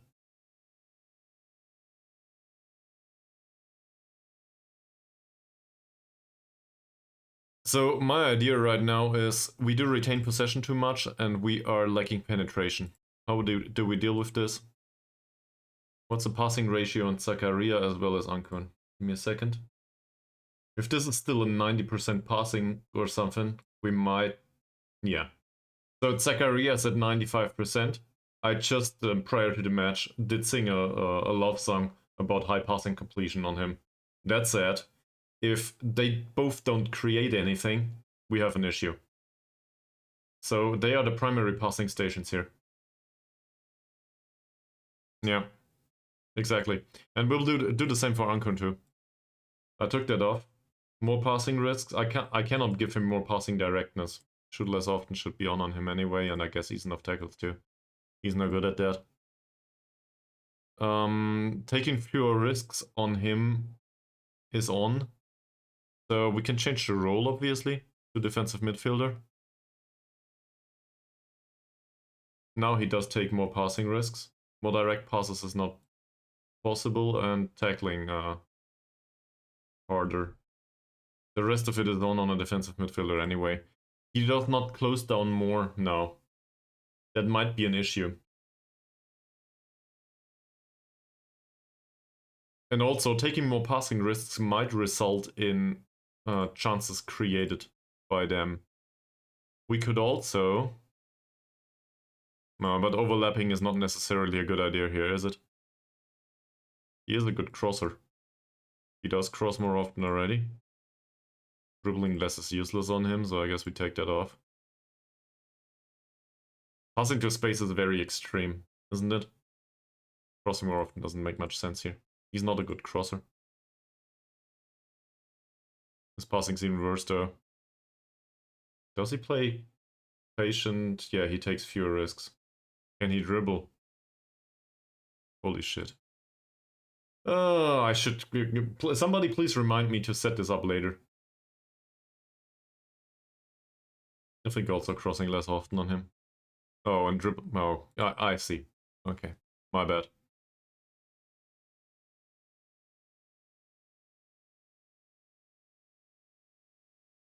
I don't think he can cross, and he's not a good shooter either. I guess this too. Should time it well. So we're trying to force a little bit more penetration. I'm not sure if we will have it though. The pass into space feels like an extreme version. Oh, that might end up with Christopher or not. It's Yup Jonathan that recovers. Cross coming in. Okay. It was well defended this time. But that's certainly better. The higher defensive line might be an option. It just makes us more vulnerable to counterattacks. So I'm not sure. Christopher... That might end up with him again. It does. Amamu. Well, if that was not a foul, I don't know what is.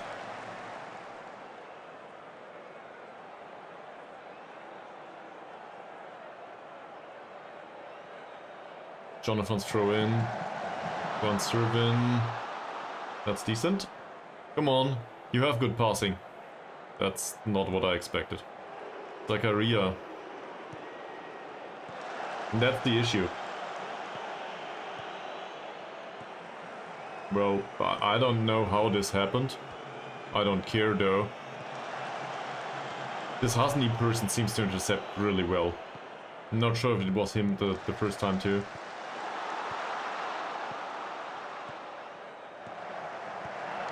Well intercepted. It's not done yet. Mazir, good defending. Baru. What's wrong with the passing today? Look at that choice. What was he looking for? Elbug. What? Elbug has...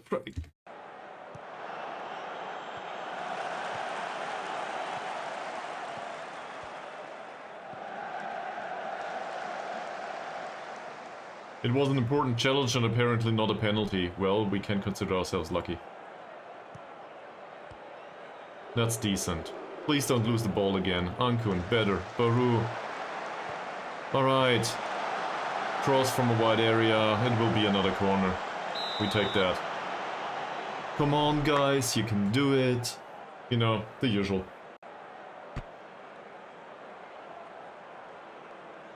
We do have a ton of possession. We just don't get any chances.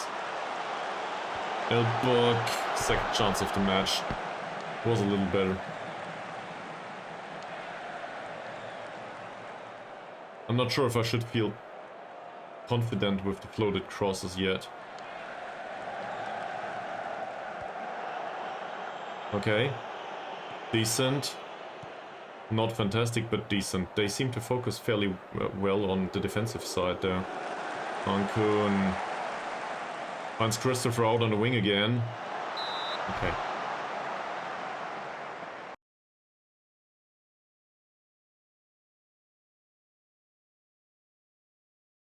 Let's push it a little bit. I don't want to go into a high press just yet. Closing down more might be an idea. It's not the worst. For sure.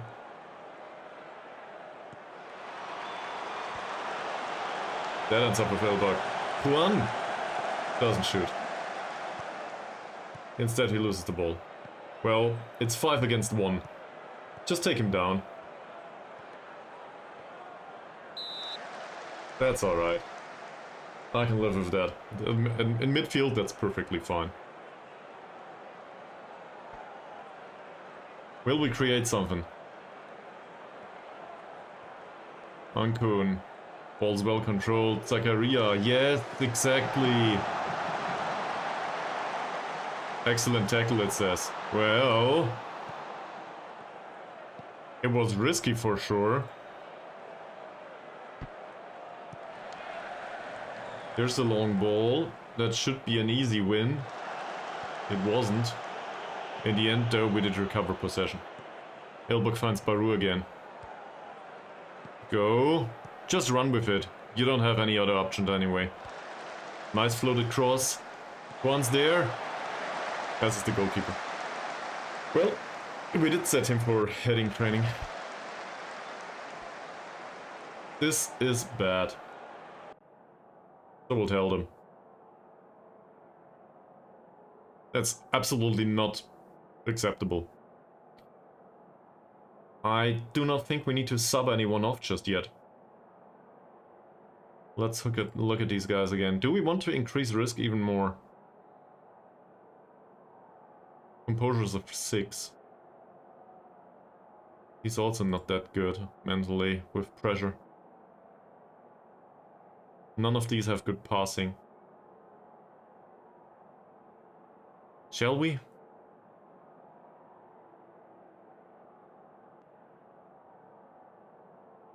Can also take away the fairly narrow, but against a 4-4-2 I can't see that being useful.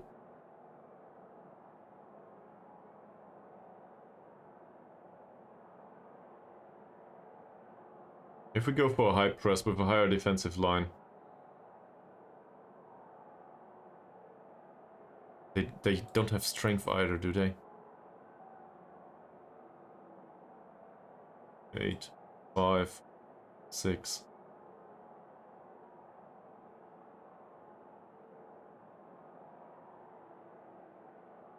There's no blood on the pitch yet. That can't last. So, higher pressing. Did we close down more often? Yes. Higher pressing, getting stuck in. Higher line of pressing. Let's try to take the game to the opposition.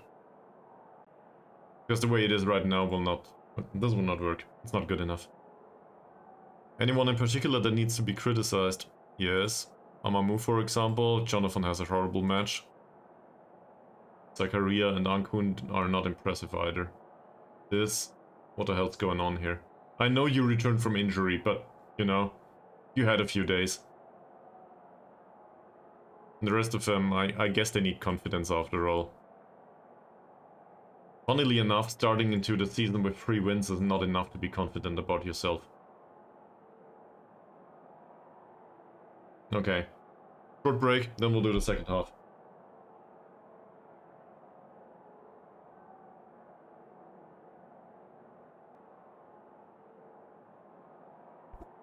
And by the way, yes, that train is definitely on the kids. Let's go.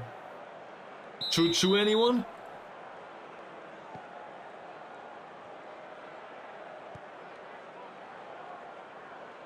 We did have the most of the ball, so we need to convert it into something.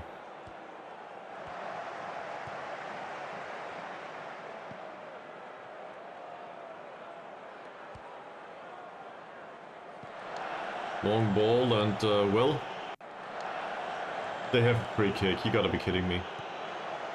Alright. Nothing happened. Still, everything's fine. Baru on the ball, that can't be a goal scoring opportunity. Oh, what a nice dribble. I don't think so, no. Good save. It was well placed. That was one of the better chances. I don't think Choo-Choo will book for free. And we threw him up because he has low skill set. So, I wouldn't even take him for free, I think. Come on, Elbug. Why? A handball, really?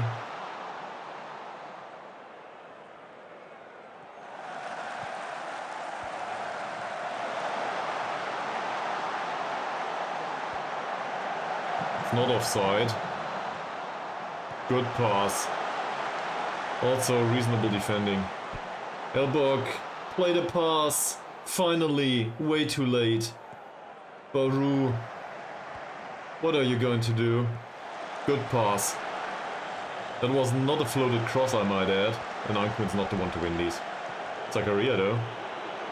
Easily intercepted this time. Maha's there. That's not an easy, simple pass, but it works. Elbug goes past his men. Not past everyone, though. Loses the ball. Baru picks it up. I don't think... Well, that would be a good idea, yes. But I don't think he does. We hit the crossbar. It's still in possession. Baru, another floated cross. That's claimed by the keeper. I will take off the floated crosses. I think it gives them too much confidence in how it goes. And maybe we can discuss Choo-Choo later. I'll see. But I don't think he works for free these days. He will want money. After we fired him, that he... well, he did work for free and we fired him anyway.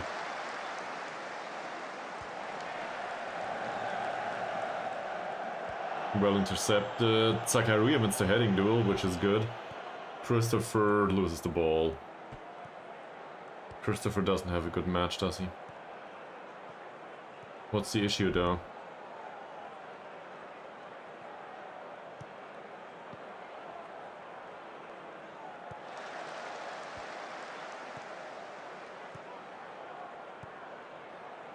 We do close him down. He runs all the way down the left wing.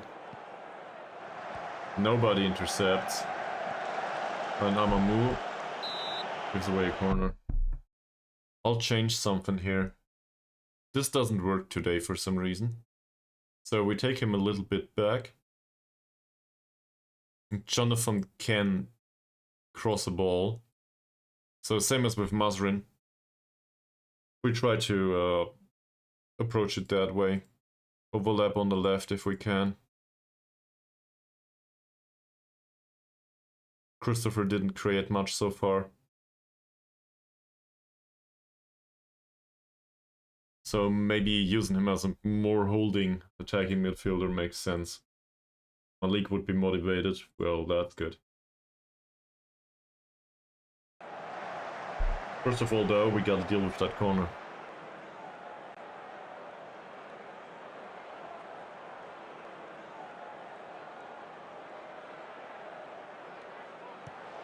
Rosmini with a floated cross. Well done. Elbug wins the header. Baru could pick up the ball. Okay, we have a free kick.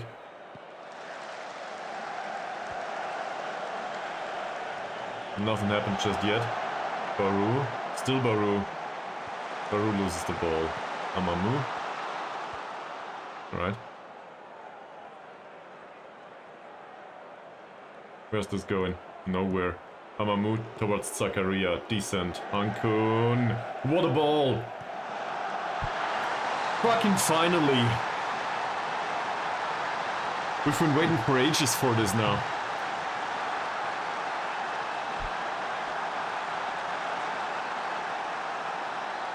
Well, maybe now we will have some space.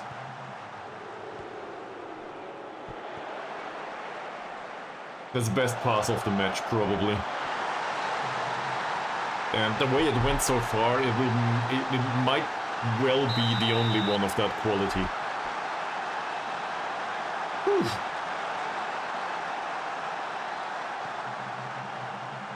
Well, now that we have the goal, obviously I want a second. But on the other hand, this also means that we can start wasting time at some point, maybe go on a little bit more defensive. Not in minute 56 though.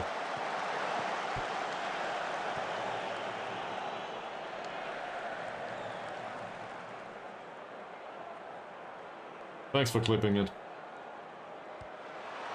And we seem to face free kicks. I don't like that. So I will take off the tackle harder. Ooh, that's dangerous. Alright, it's a corner. Where is it? I will take that off to get stuck in. I think that's too much. If you look at the amount of fouls, we had 8 fouls. Like, I would like to reduce that. I don't think it helps much so far. Even though they are weak. Nick Mudd with a corner. Goes over the bar. Okay.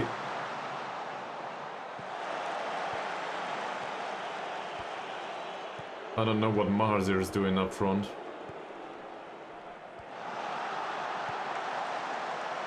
Well done. So that was well misplaced as a pass. I guess that happens on both sides. Whoa, wow. Okay, Angkun, yes. 1 second goal of the match. It's done. We got it. Finally. Praise them all. Waste some time. What else? This all is good. The higher press I'm not so sure about anymore, but I guess we keep it on. It seems to work. We did increase risk and it paid off. For now.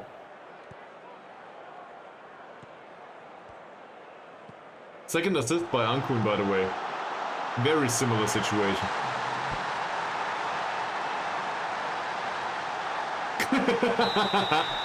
Why?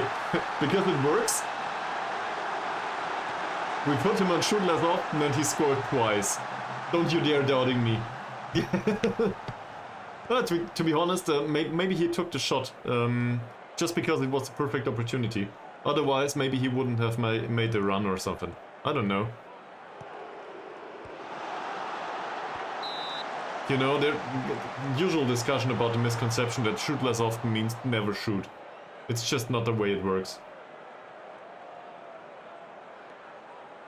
Elbug with a free kick. We are in minute 68 by the way, and nobody got subbed on just yet.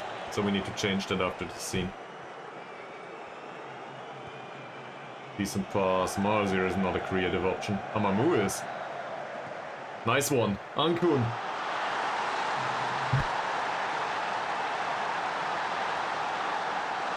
€300 a week. Every cent is worth it. He's not that good. I think it's 7 and 8 for the technical department. So it's not horrible, but it's fine. Angkun's long shot though. That's as close to the corner of the net as it could go. What a goal! Wait. I wanted to sub somebody. Apparently I can't. Sérvin. Yeah, no, I was talking about Sérvin. Juan Sérvin has 7 points of finishing and 8 points of long shots. So it's not fantastic. Composure is decent though, decision making is good, off the ball movement is okay, anticipation is fine. So the mental part is okay. It's the technical capability that is not good. And as you can see, we do prefer for him to dribble in this situation. Because he has everything that's needed for dribbling. on the technical side as well as on the mental side. I'd rather not for him to play a pass or to shoot. Well, long shots 8 is not... It's an 8. We can describe that however we want. I think it's alright if he takes a shot from time to time, but I'd rather for him to run with the ball more often than not. So that's what we focus on. And, well, so far we scored 3 goals in this match, after making changes, I might add. So... it might not be related to whatever we instructed Juan Sérvin to do today. Then again, as long as it works and we do not concede any goal at all...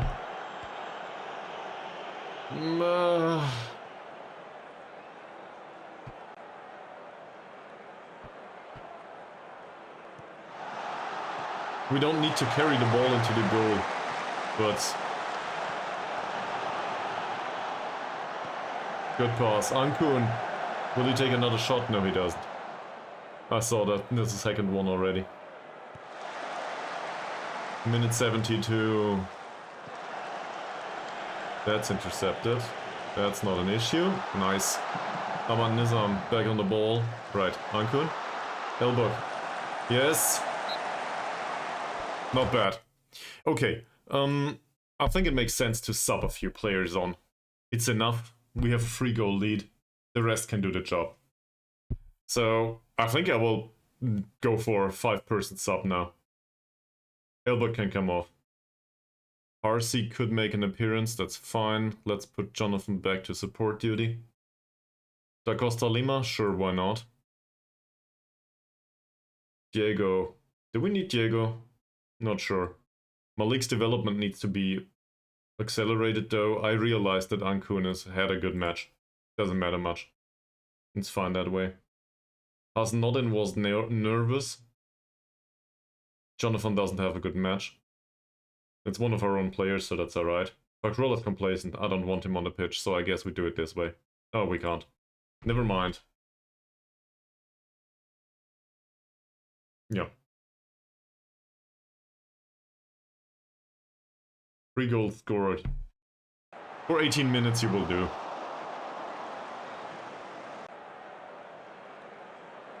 I took off everyone with the exception of Juan Sérvin, basically, that played well. That's not entirely fair. The rest did play well too. We'll also do a little bit more time wasting, because why not, and the overlap can go away, come to think of it. That doesn't make sense anymore.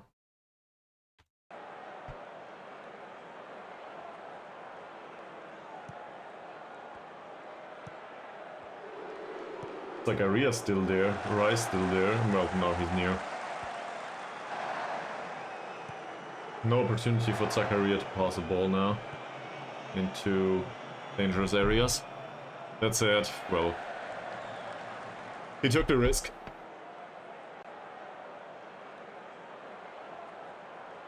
And nobody has a yellow card yet on our side, which is also very good.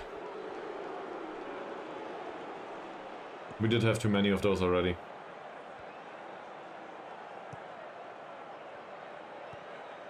It's not offside. Da Costa Lima tries to learn how to dribble, it seems. Nice one. Offside? No? Well, Rice heading is not exactly something I'm confident in. We can't praise me yet.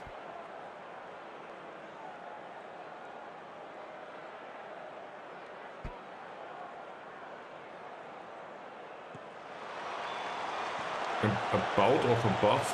What's a bout of a buff?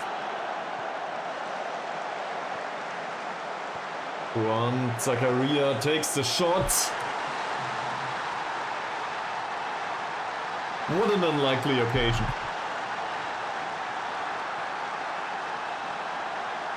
And now Joan Lillard will come and tell me that he should be Segundo Volante after all. Because he can't take long shots apparently. It went past everyone. There were like 5 million people in between.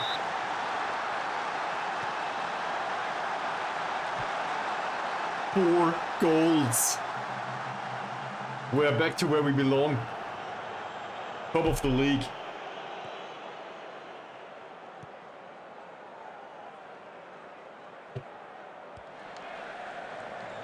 There's definitely no stopping this train, I might add.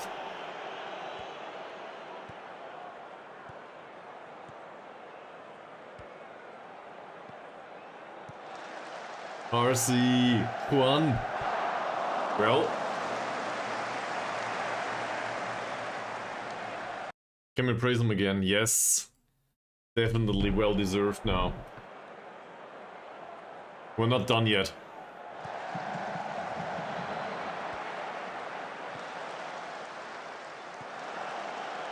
We're not done yet. Has not in. Zakaria again.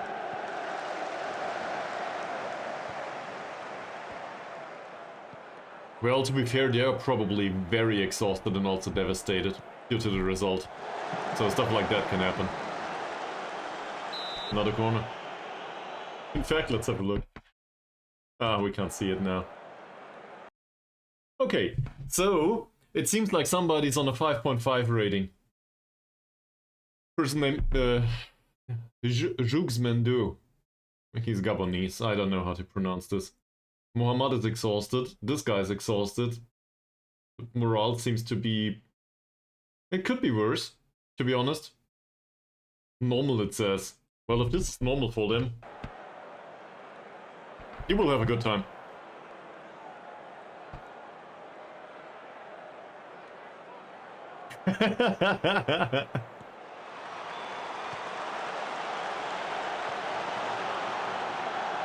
Oh, Mees. Don't make me pick it up too and play it.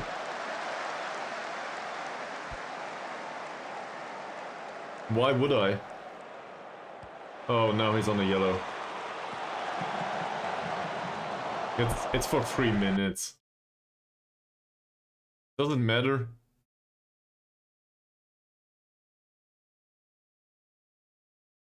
Sure, tackle harder.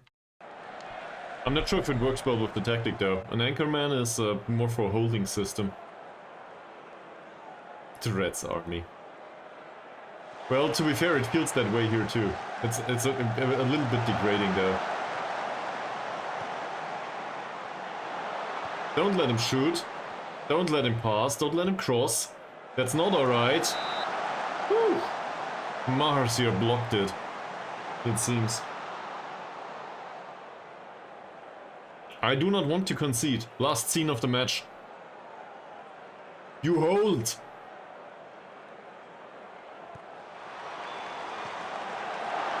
They do.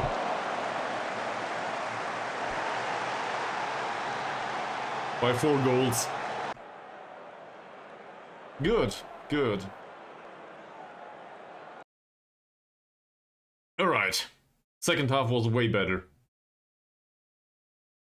I'm very happy. You all can be proud. You can go and think about your bad performance though. I'm not angry about he played, but that's not alright. And Jonathan is the same. Deserve to come off. The rest of them, outstanding.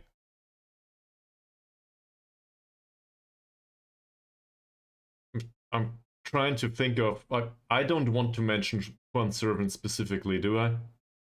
It might not go well.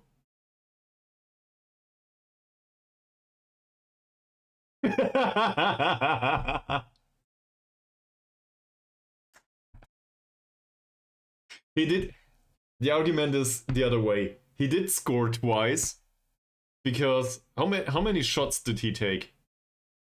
Because he picked the shots specifically for situations where it was obvious that he should shoot. Shoot less often does not mean don't shoot. It means shoot if it's appropriate. But most of the time do something else.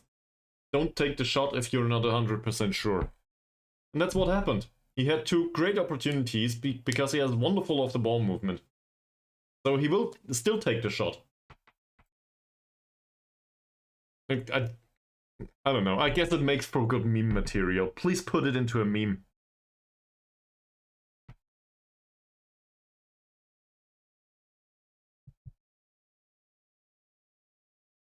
That's not true. That's not true. Baru shoots less often as well as Christopher. They both shoot less often. Baru has 4 goals to his name. Well, he had 4 goals in 3 matches to his name. On that instruction, I might add. It's just not true. So, you know? It's just my interpretation of how Football Manager works, and apparently, I guess the stats don't say it's a bad decision, but I'm not sure. Your mileage might vary, obviously.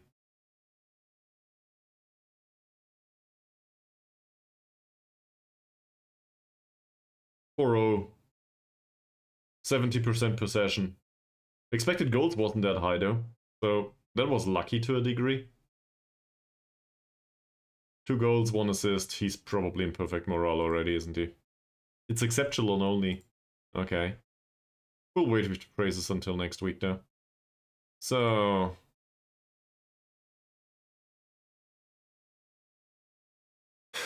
Alright, shall we do the next match too? Oh, that's a Shopee Piala FA first round though. Against Bukit Tambun.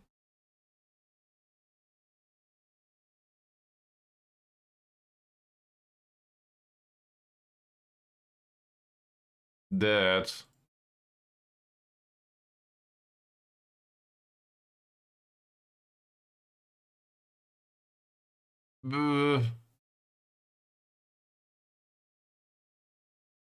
I guess it's very close, due to the technique.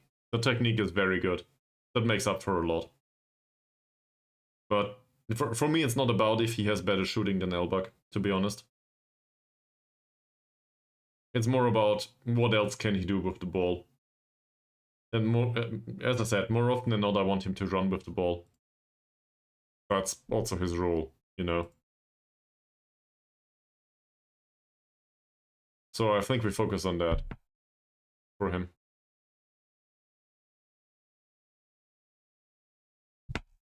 But obviously you can have a different opinion. It's fine. So, I think we'll do one more match. It's in a week, right?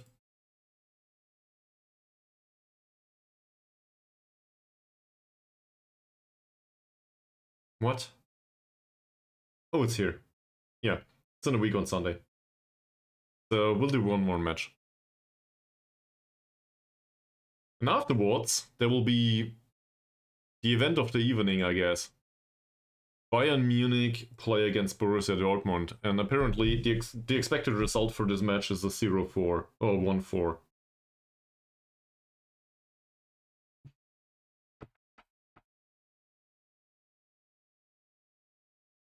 Give me just a second.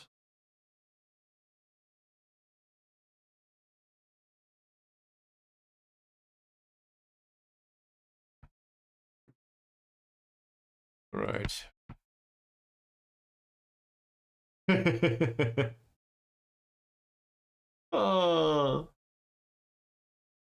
News article. His form is 7.7. Well, that's unsurprising.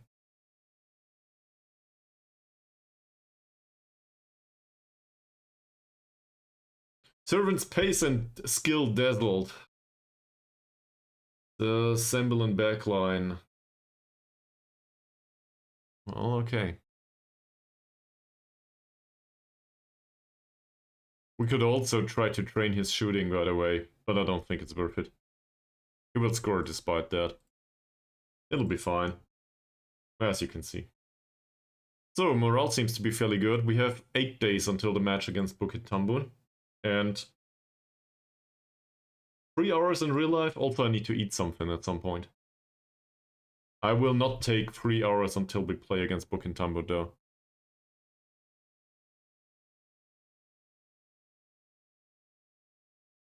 Well, I think it is a bit weird, because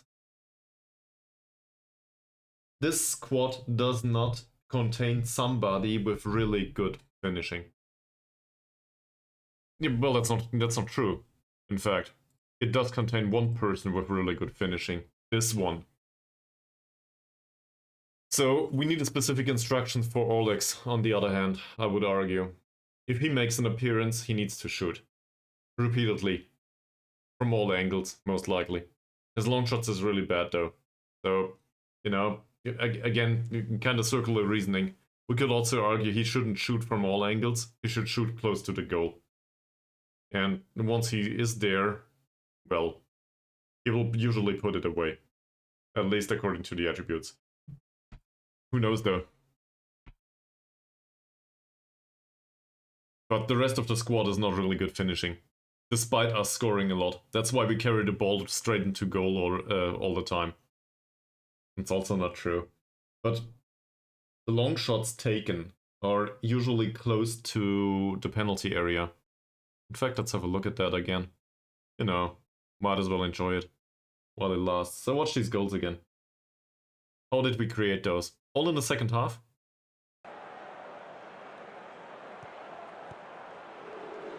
This one had a nice pass by Zakaria and then a wonderful pass by Angkun. That was a close finish.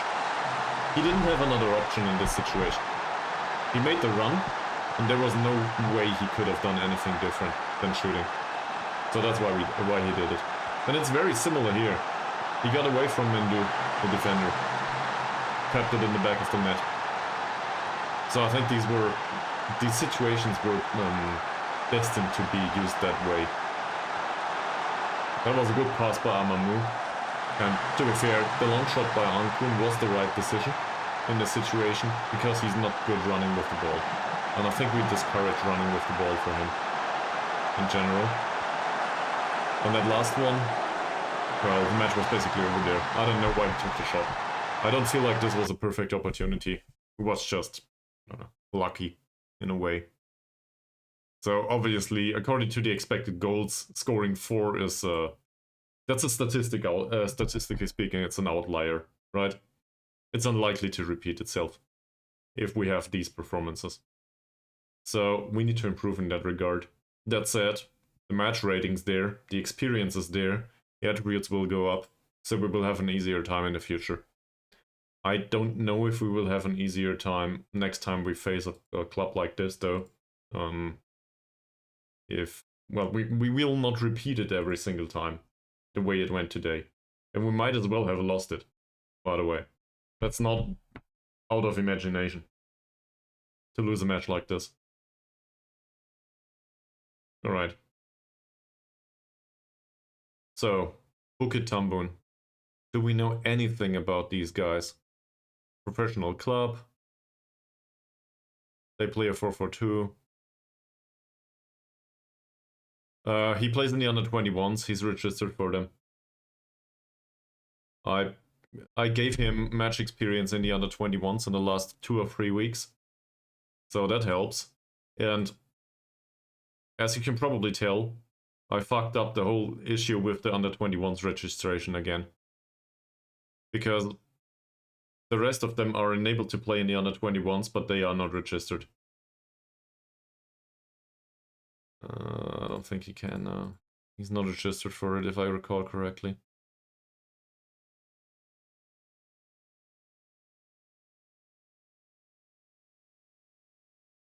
I wanted to. Trust me. Here, he's unregistered.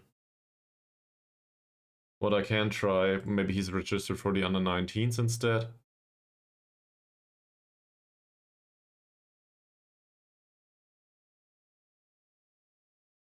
Where's Alex?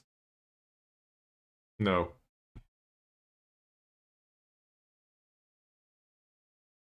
I thought I registered everyone, but apparently I didn't.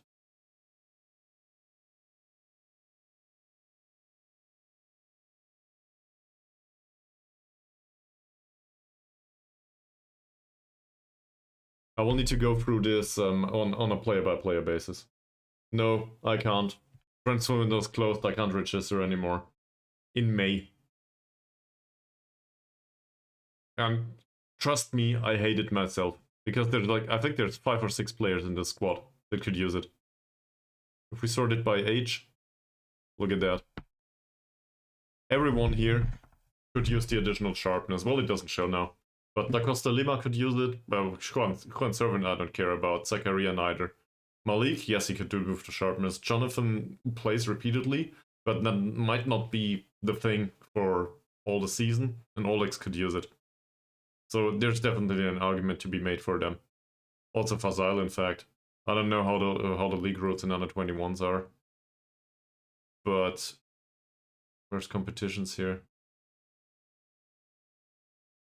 No. Season summary, well, that won't help. Shouldn't there be a competition menu somewhere around here? Well, it's this competition, right? Rules. The rules say 5 subs used and 3 stoppages, blah blah. Can't be over 21, born before, blah blah. Is there an exception for the goalkeepers? Doesn't look that way. Okay, I was hoping there was an exception for goalkeepers, but apparently there wasn't. So, yeah. He will probably not play anytime soon. We could do a friendly.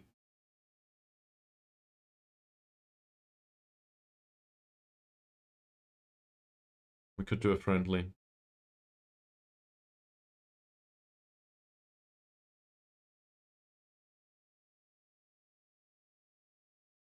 Yes. But let's have a look at this squad again. Get me that out of view, please. Great. Thank you very much for throwing all of the columns somewhere. Thanks.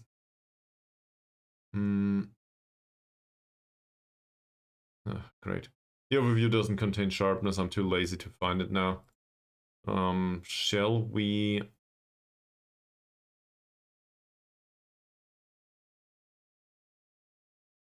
It's the first time I've seen a Nard sharp in ages. Fantastic. So we could also schedule one for the under 19s or for the under 21s and just put the rest there. The issue I have with scheduling for the senior squad is our own players might need to play. Well, the senior squad players might need to play. They are all sharp, they are on medium match load. I'd rather not have them on the pitch. And I don't manage the friendlies. So the easier way is to make it to enable these to the under 21s, I think.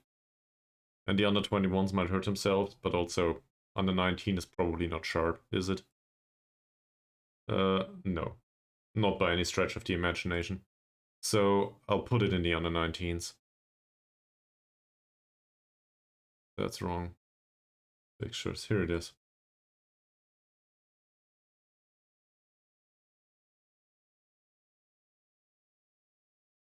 I guess. Alright. So we'll put a friendly here. Doesn't matter. Not really.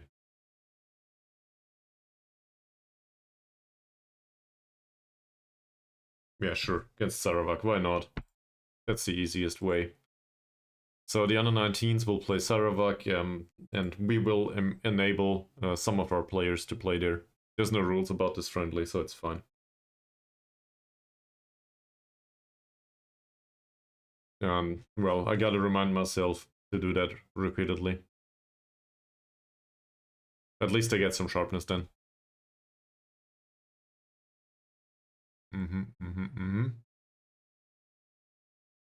That's a little better, but sure. We don't have a physio down there, do we?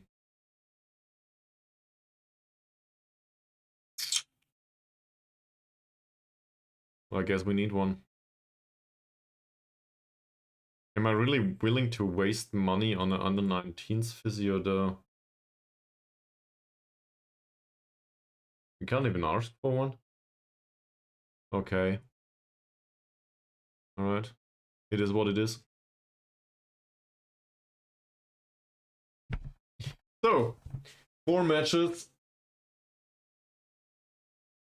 10 goals scored. 1 goal conceded. That's a very unlikely start, I might add.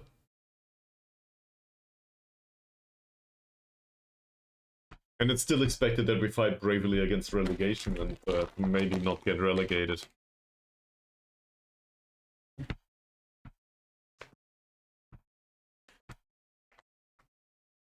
Harry Lamat is out on loan, so that doesn't matter.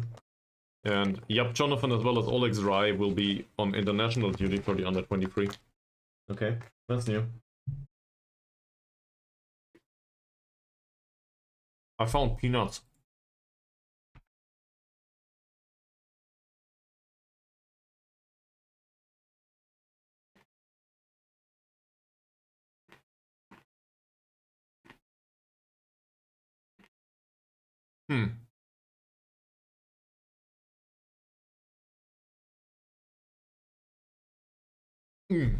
I have no idea. Let's have a look.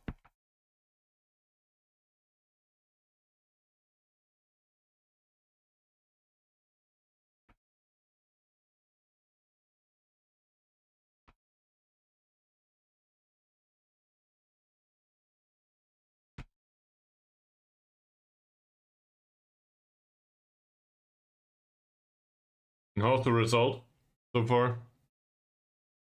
Still 0-0?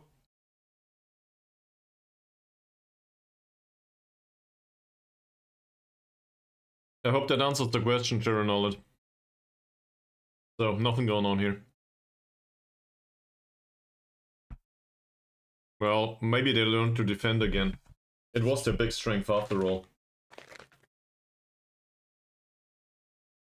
If anything, Union Berlin showed that you can have a squad of players that are determined and know how to defend in football. And as long as you focus on that, you stand a chance. Who? Arsing? Oh, there's one. Who are we talking about? He would sign. Oh, you're talking about the under 21s. Good idea, but I don't think so. Nope. He recently left the club. He hates me. Doesn't want to.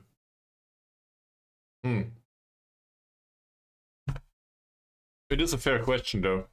Going back to the under 21s, let me show you something. This one gets paid 30 euros a week. Might have been a really bad signing, though. On the other hand, at least he plays, right? Rumley plays. Fairly professional. This one's professional. Hamza. Balanced goalkeeper. Not sure if we need to keep him. Apparently he has the better skill set though. It doesn't necessarily need to leave. Also, he doesn't get money. Faris Malek. Out of contract. Doesn't get a single cent. He's unambitious and level-headed if I recall correctly. I have my doubts. This one maybe can leave. Don't know. But there's no replacement in the under 21, so we might as well keep him for now. Until he gets promoted to the senior squad, then we throw him out. Omar, fairly pro, central defender. It's not much about the attributes here. Obviously he's not good enough for that. Trains well though. Plays in the under 21s. Why not? We keep him. For now. And if there's an injury situation, well, maybe they are registered for the senior squad, I don't know. And Silverai is very similar. I think he's paid like 15 euros. Funnily enough, he trains well, given that he's fairly pro, so that's not the big issue. The big issue is he has no talent. Or doesn't get, you know, the match experience on a level that's needed. But looking at this overall, I'm not sure since when he plays in the under 21s, but it seems like there's some bare bones development to be had after all. For whatever reason. Or he's just reshuffling the experience points into other attributes. So an argument can be made that the under 21s should contain a few more players, at least 11, to make up a whole squad. Because there's match experience to be had there. It's low grade, but it's match experience.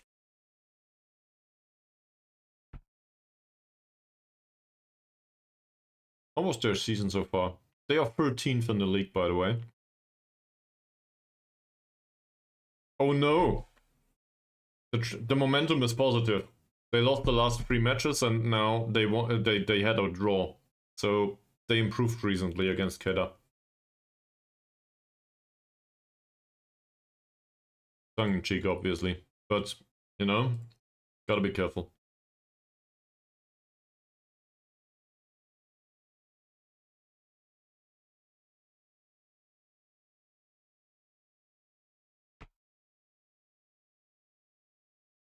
Hmm.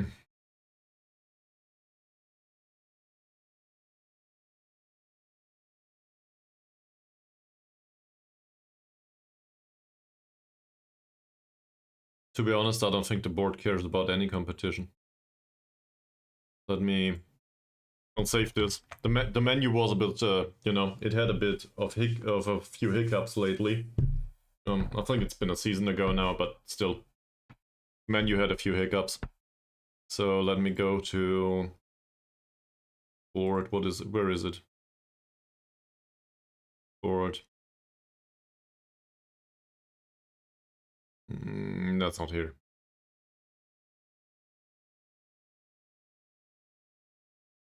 It's in the competitions menu after all, right?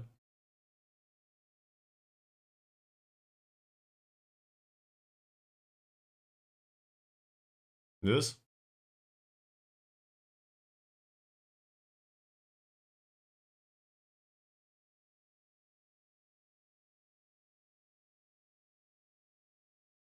Well, it is expected that we win.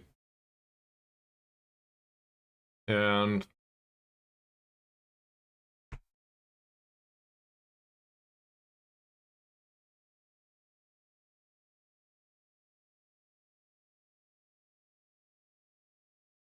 oh yeah, but that's it. This stuff is the same as in the competition menu. Just in the competition menu, there's this bar.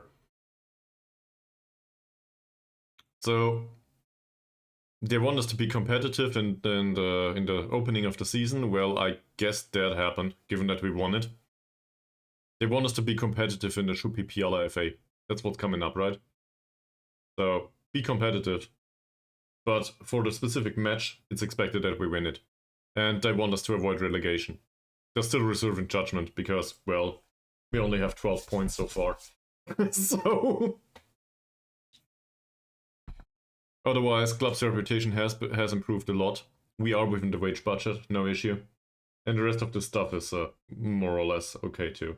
Entertaining football is not a thing yet. To be honest, I don't care. And signing players are under the age of 20 for the future, that's hard. Hmm. But this competition is money. Journal. Shopee Piala FA.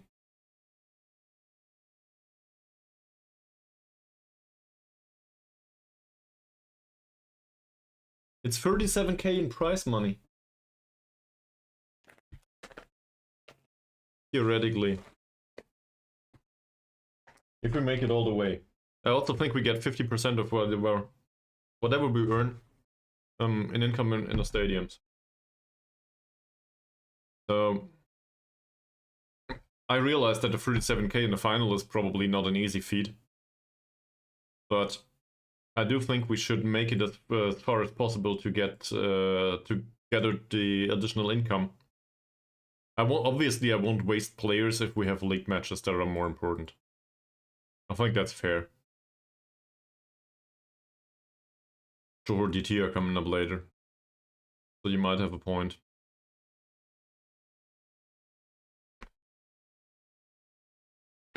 Then again, there's a gap between the match against Johor DT and Harini. There might be an additional cup match in there though. I don't know yet. Yeah, I see that. But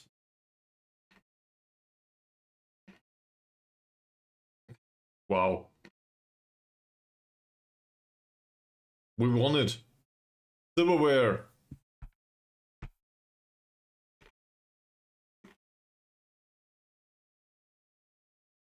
Let's see how he trains. And also there's the under 19 match here. We'll throw him in there. He needs the sharpness. In fact, all of you guys can have one match in the under 19.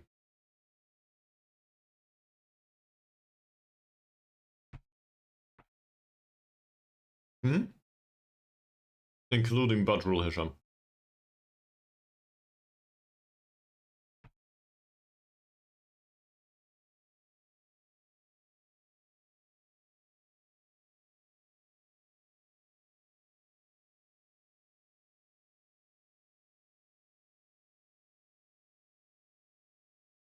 Alright. Thanks for being around, man.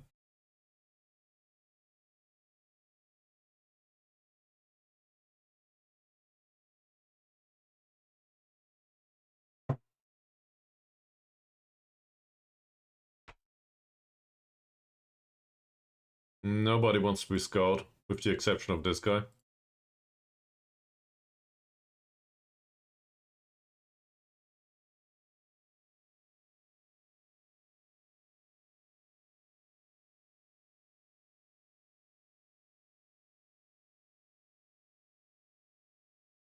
This all is great.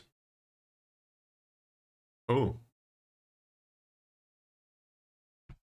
Elbug is team leader now. Okay. He's approaching the peak of his career. I would argue that's not true.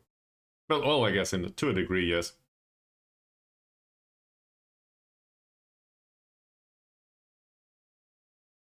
He didn't score last time either. 7.1 again. So he'll start scoring in fairly soon. I'm sure.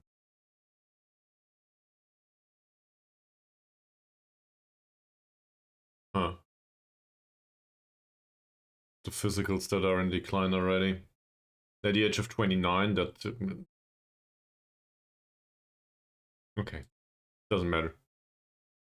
A tight call, if that's all. Alright. There, he's still training his attacking movement, right? Yes. So he will miss the odds. That's one of these armed forces matches, isn't it? In theory, we should be careful. In practice, we will probably hammer them. But the reality is, well, if it doesn't go our way, then we fucked up real big.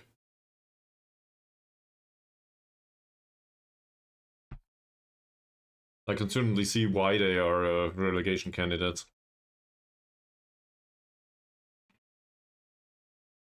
Huh. Fairly low one-on-ones. This all seems good. Reflexes are good. Not a horrible goalkeeper. I still expect us to score.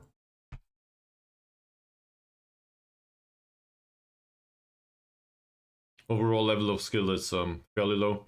Tackling's good, crossing's good. Right-footed only. He's not that pacey. It might be a match for Harsey, actually. I don't know. Is Harsey much slower? He's an 8, pace-wise. And if he never plays, he will never get to 9. I don't know. Wow. So we have a central defender that is fairly fast. Jumping is... he's challenged. In terms of jumping. Positioning's good though. Not too bad. This one's a little better. That's not a bad player. For 75 euros, that's a steal.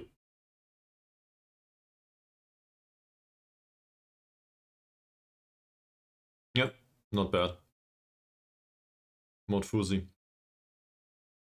That on the other hand, this guy can run and that's about it. Now, positioning is very low. So somebody like Baru could exploit this. Most likely. Might even be a match for Da Costa Lima. The problem is that, well, Da Costa Lima is slower than this.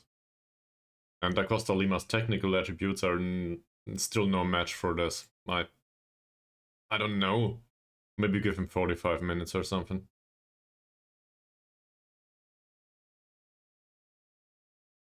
Playmaker material is... that's okay. Not bad. Also can take a long shot.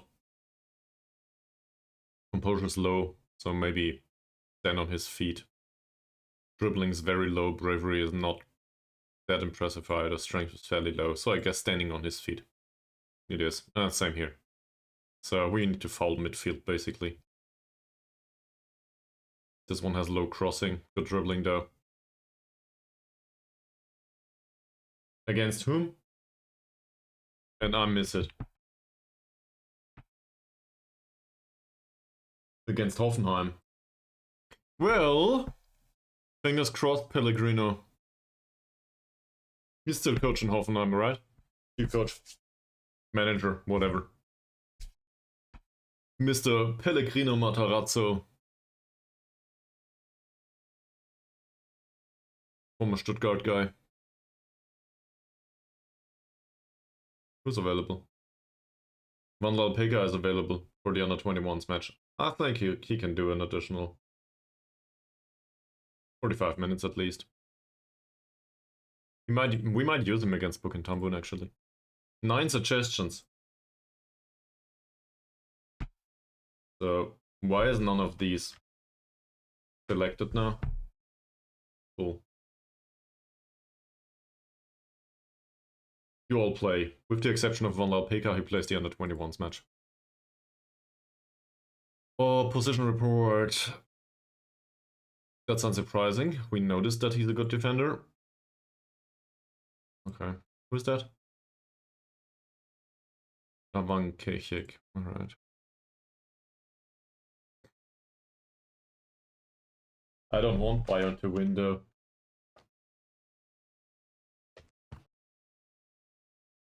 We want Stuttgart to win, obviously, but Bayern might as well lose.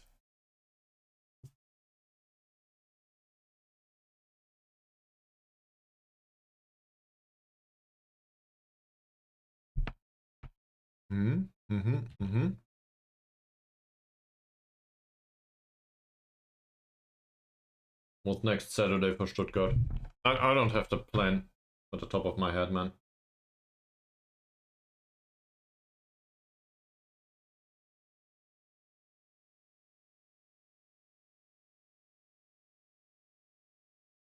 Bayern.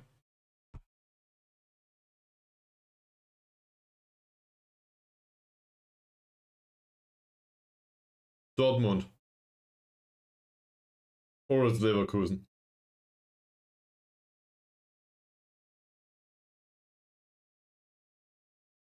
Well.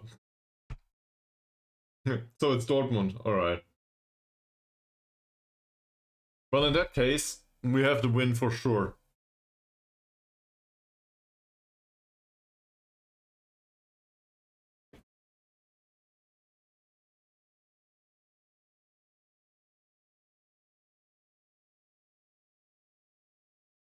Oh no.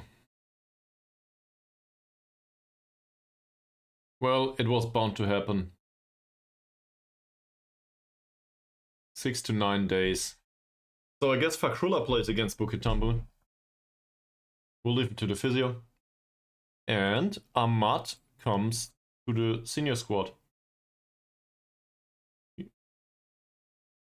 Oh, he's on international duty, that's even worse.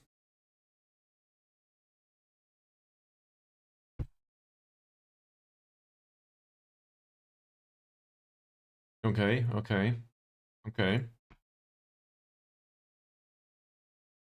Situation's getting interesting. None of these is a foreign player. Damn. Alright.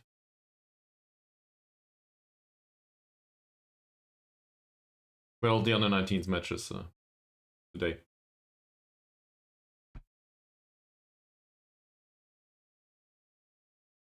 Yep. How much of a disappointment is that? The big one.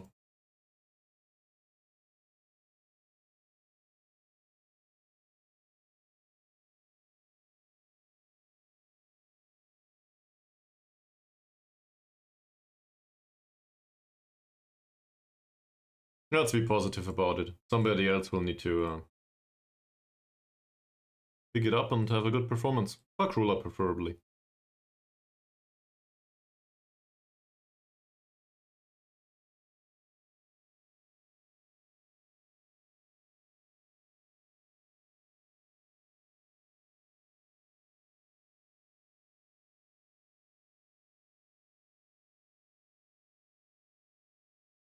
Artem Beruda.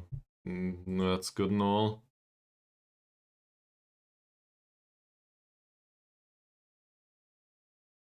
Plays for the Dnipro. 5 appearances in total though. Wow.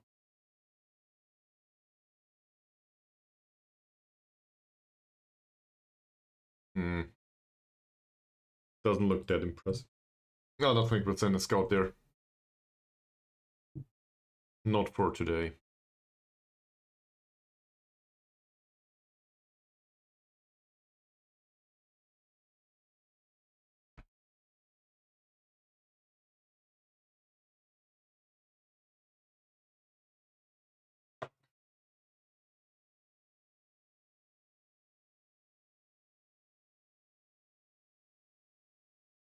Okay. The under 19s had a draw against Sarawak. Alright. And apparently Carlos da Costa Lima had an assist. And Diego scored. Sure. That's true, Diego is still around. Even though we don't use him much.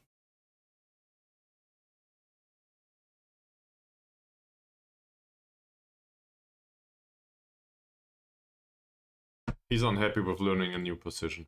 I forgot. He hates that. You know, Diego, just try to practice in central midfield.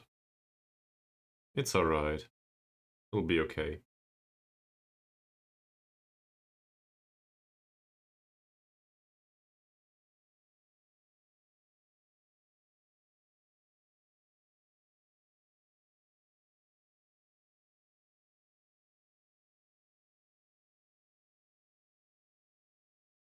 Okay. Study the opposition's defensive setup at corners to identify vulnerabilities. Yeah, that's all good. I gotta go back to the league rules though. There's just, not league rules, the competition rules. This next competition has no 2 legs, right? It's 1 match. That's the wrong competition.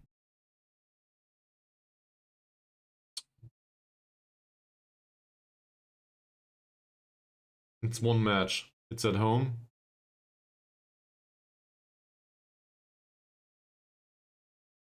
And we will play what? First round. Here. So... no more than 4 foreign players. No more than 3 foreign players, not including the Asian player. Well, that's bad. Extra time played after 90 minutes and penalty shootout immediately. My biggest concern here is all of our under 23 players left us. Shin Sum might not be in goal because we don't have enough, well, native Malaysians, I guess. That's a big issue.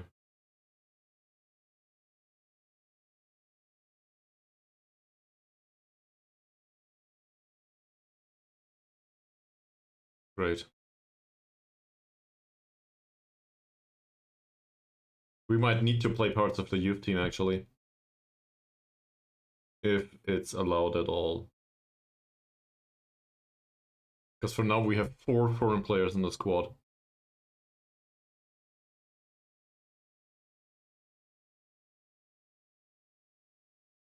It doesn't even help if we switch the goalkeepers. Needs to be out of the squad, actually. We don't have a replacement for the striker. And, well, to be frank, it doesn't make much sense. One of the 2 needs to come with us. So we needed another replacement for a goalkeeper. Da Costa Lima does not necessarily need to be on the bench. So it might be a Da Costa Lima match, as Knowledge suggested. Or he might not play at all. We'll bring along Van Lalpeka. It doesn't matter much. Either of them will suffice, but the alternative is we throw them both out and have Shin Sum on the bench. Or on a pitch for that matter, it doesn't matter then. But I guess we can give the goalkeeper 1 match. He's trying. So if not in the cup competition, then when? Say we give him this 1 match. I might regret it.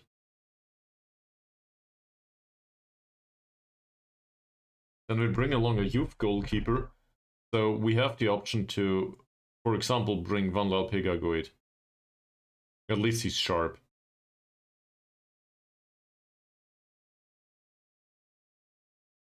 And then we still need a left back, so I guess Hasnodin it is. And the rest of it needs to be filled with players from the under-21s or under-19s. Or we take Maharzir with us as a bench player. What's he recovering from? Pulled groin. That's easy. Don't worry. Pulled groin is not that much. You're not really hurt. I don't know. Not a good idea, probably. So everybody expects us to win. Choo-Choo warns us. Come to think of it. Choo-Choo, would you be willing to work for us? Nope. He doesn't want to work for us.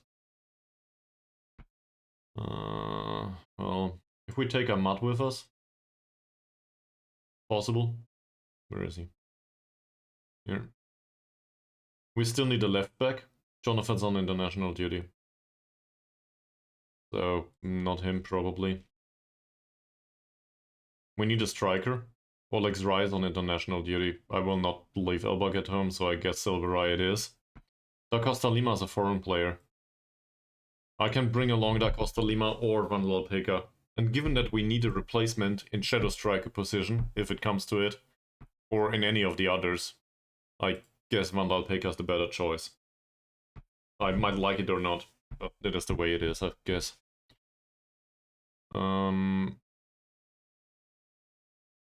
Well, left back. Left back and goalkeeper. Chin Sum doesn't fit due to foreign player rules, and I think we will not leave Amanu at home. Amamu, sorry. We will not leave Juan Sérvin at home, and we will not leave Elbug at home. So, goalkeeper replacement needs to be somebody from the under-19s, even though the replacement already stands in goal. Zada Hamza or Rumley. Did any of you train really well? Rumley usually does. Hamza, not that much worse. I guess we'll take Hamza. For now. And then there's the left back issue. So given that there's nobody in the under-21s, I guess we will look in the under-19s. Wow.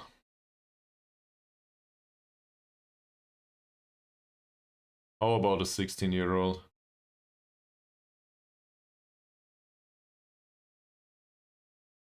He's a central defender. This one? He's been with us a few times, I think. Not really sharp, though. Who's the sharp left back? This one? Well, if this one's the sharp one, he comes with us. Despite being 16 years old, who cares? So, set up this way, we might stand a chance. On the defensive side, though, this is creative.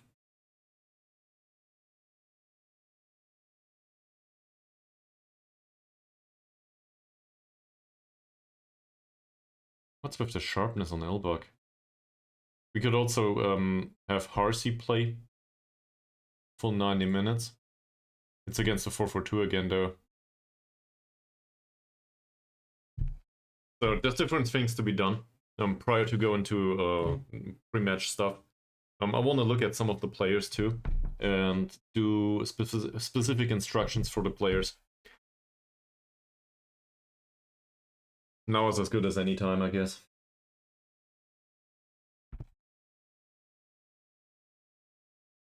And I need chocolate for this.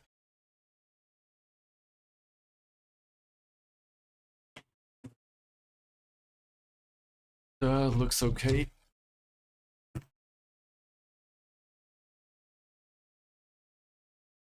Right. Okay. So, this goalkeeper, taking fewer risks is the general instruction here. Easing of tackles and hard tackles. I don't have a strong opinion on that. Doesn't matter much. Rolling the ball out is fine for him, right? In fact, he has better kicking and throwing than the others.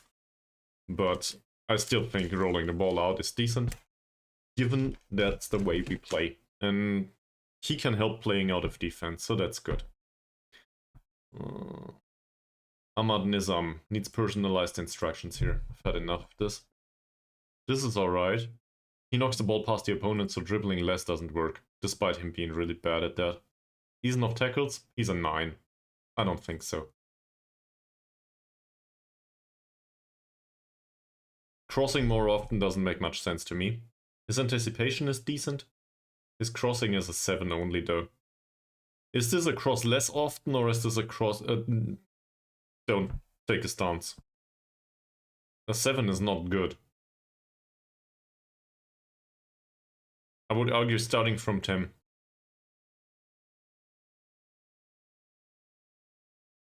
Well, it's definitely on the lower side.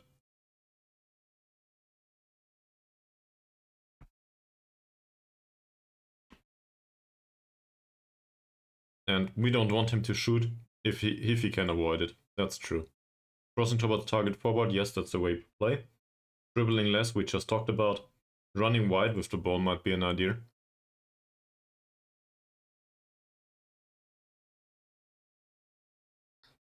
He's not very gifted, technically, or whatever. That's sad. That would stretch play a little bit.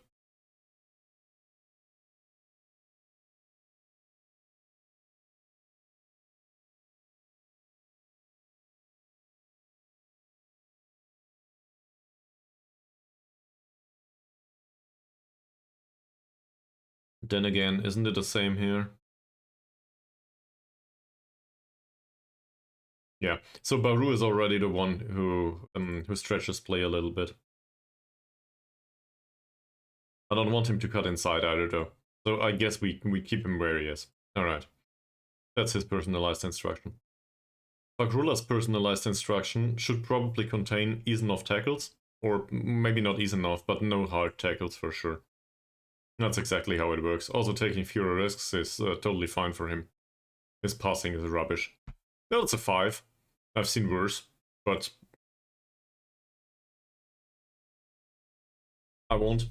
Defend duty is too far away from Baru. There's a gap between the two, if I do it that way. Then I would need to reduce Baru back to support duty, and I don't think that's appropriate.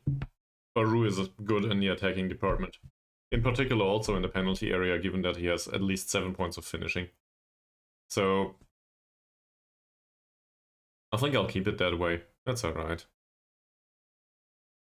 But a fullback doesn't make these darting runs forward, and we like those. That's a form of penetration, if you want to put it that way. It's not really passing penetration, but I hope you get the gist. That's why I play with wingbacks. Fullback doesn't do that. Amamu as a ball-playing defender seems reasonable. Dribbling less is alright on him. He has no dribbling skill. Shooting less often, well, he can't take a shot, so I guess that's fine. Ease enough tackles? No. 10 points of tackling is not exciting though. So we keep it that way. If he had like 12 or 13, I would probably put him on strong tackles. For now though, I think this will suffice. Hasnodin needs personalized instructions because I never thought about this. So, what do we know about Hasnodin? He's a good crosser.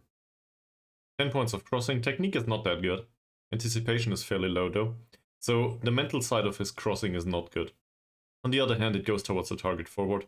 So chances are it will be okay-ish. Shooting less often, definitely. Dribbling less often, yes please. It's only a 6. It's not that high. In his case, running wide with the ball makes sense though. Crossing from byline or deep, I don't have a strong opinion on that. I guess from deep makes more sense if we want him to remain in the back. And do any of you have any experience with that? Does cross from deep mean that he crosses immediately?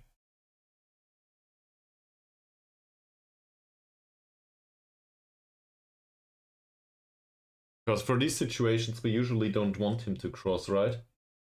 We want him to play a short, patient pass. On the other hand,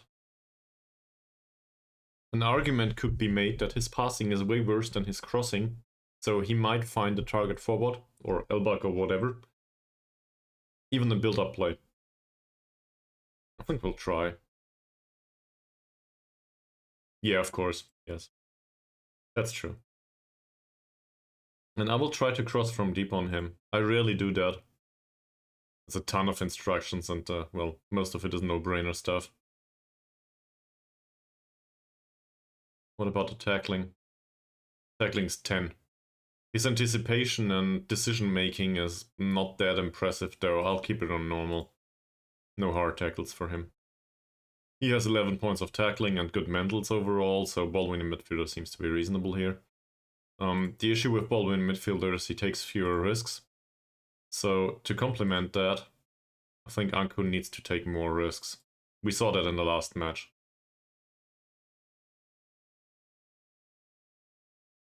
The more direct passes I'm not so sure about. We can't instruct it anyway. Yeah, it's not a thing here. Taking more passing risks don't make sense.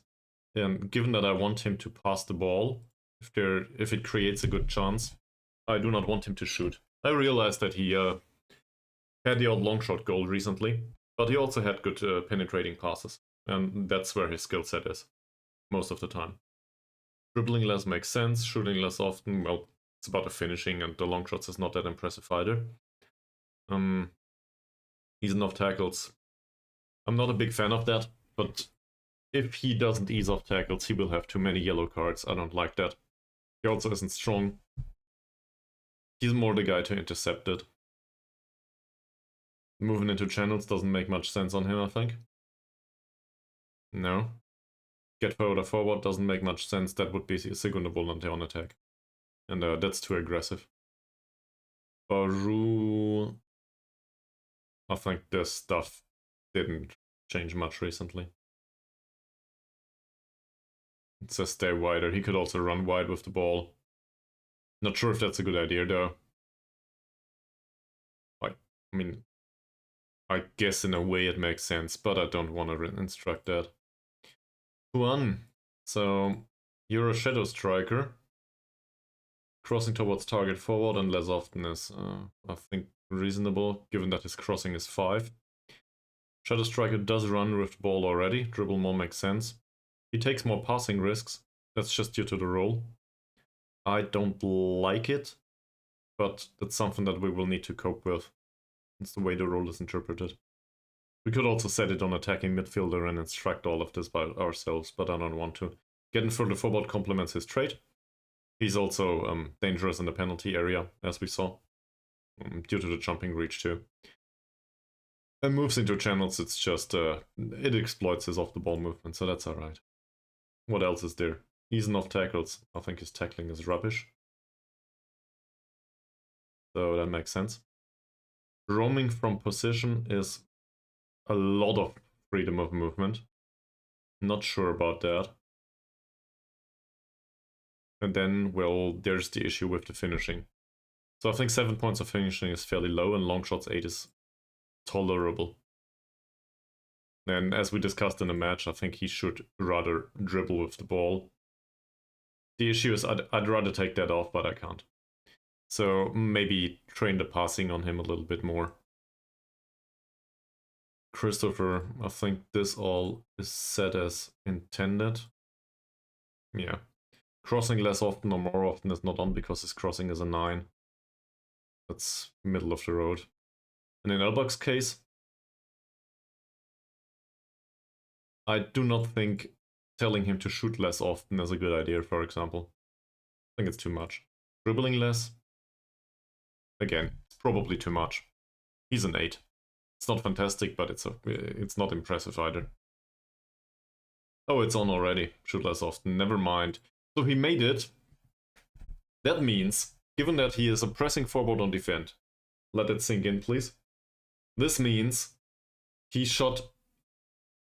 had 25 goals in a season that he spent being instructed to shoot less often. If that does not help you to understand that shoot less often doesn't imply less goals or less How do I put this?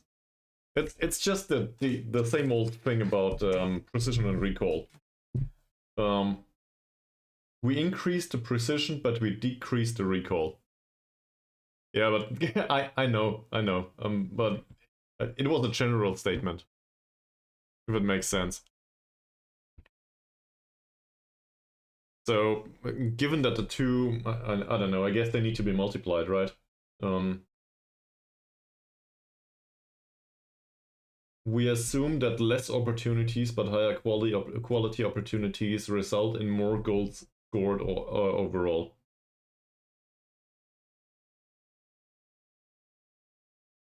Okay. As a creative outlet. Yeah. I see. You do have a point.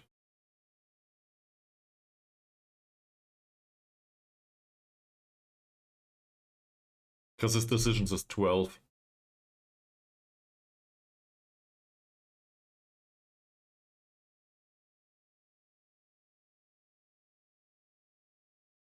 You know what? If it doesn't work, let's test it. Let's wait for a few matches. And if we still talk about this in like...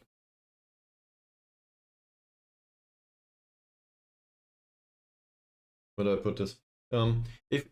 If we realize that he's on the ball a lot and he doesn't shoot when he should take the shot, and then he does something useless with it. Obviously, we will see these scenes. It's usually way within the penalty area. If this happens repeatedly and we do not create enough chances, then I will definitely take it off. Might be on a match-by-match basis though. But you might be right. I don't know.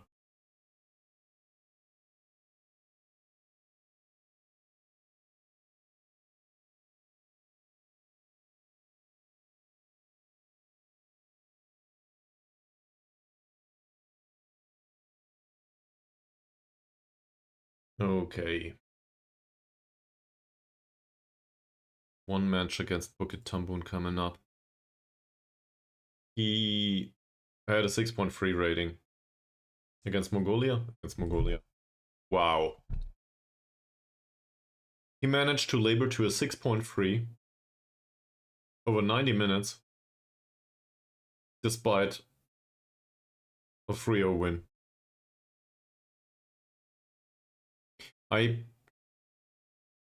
It depends a little bit. I guess the question I have about it is, if we put roam from position on him, that means he will show up on the wing. Like, I recall... Yeah, true. But he doesn't have the flexibility to play a decent pass or a good crossing.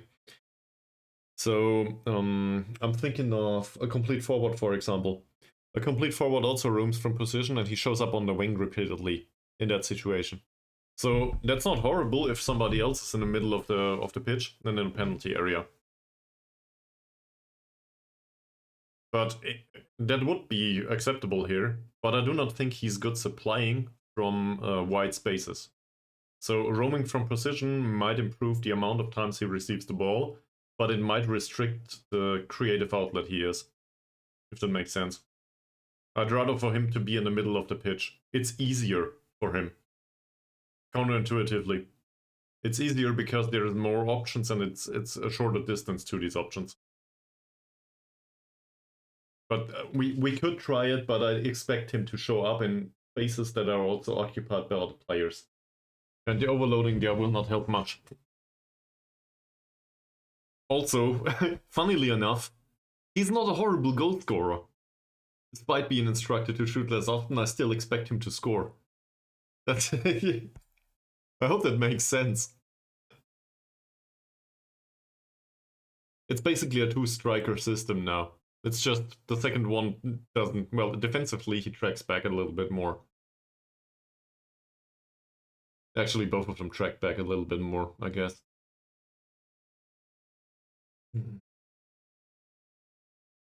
We should go defensive, it says. To deal with the extended pressure. I'm ridiculing this right now. It might be totally wrong though. Okay. We have... Well, I won't change much about this, right? It's a 4-4-2, we go through the middle. Do they have shitty jumpers? No, this guy's actually good. This one can jump too. This one is a good jumper. In fact, all of them can jump. So, it might be a good idea. Positioning 7. He also has a really weak left foot. This guy's positioning is a 10. He's a 10. And he's a 4-2-6. So, I don't know about the crossing, because the wide defenders have the issues with the positioning. To be honest, it feels like we should go wide most of the time. Just to exploit it. Counterintuitively, because this is a 4-4-2. So maybe I won't do anything about it right now. Alright, let's have a look at the goalkeeper too. This one's not bad, but one-on-ones are bad on him. He's a good crosser.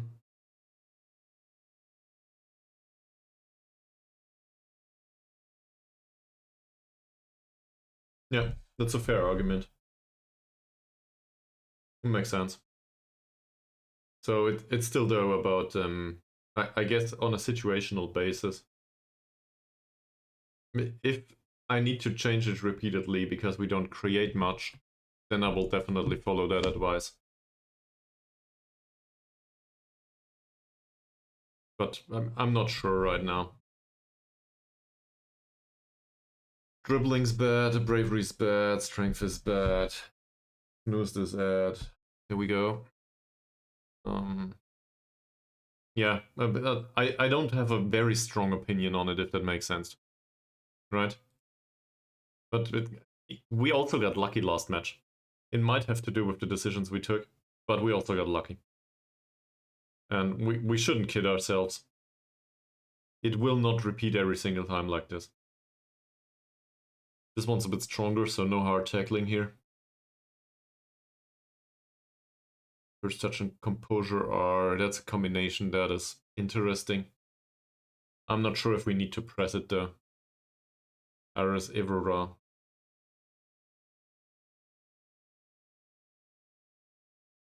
Might be Evora. Whatever.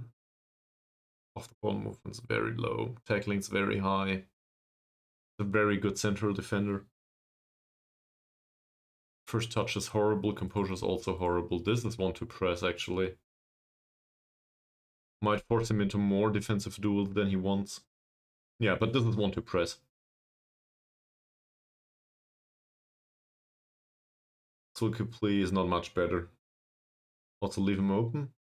5 points of passing, yeah. Don't mark him tightly.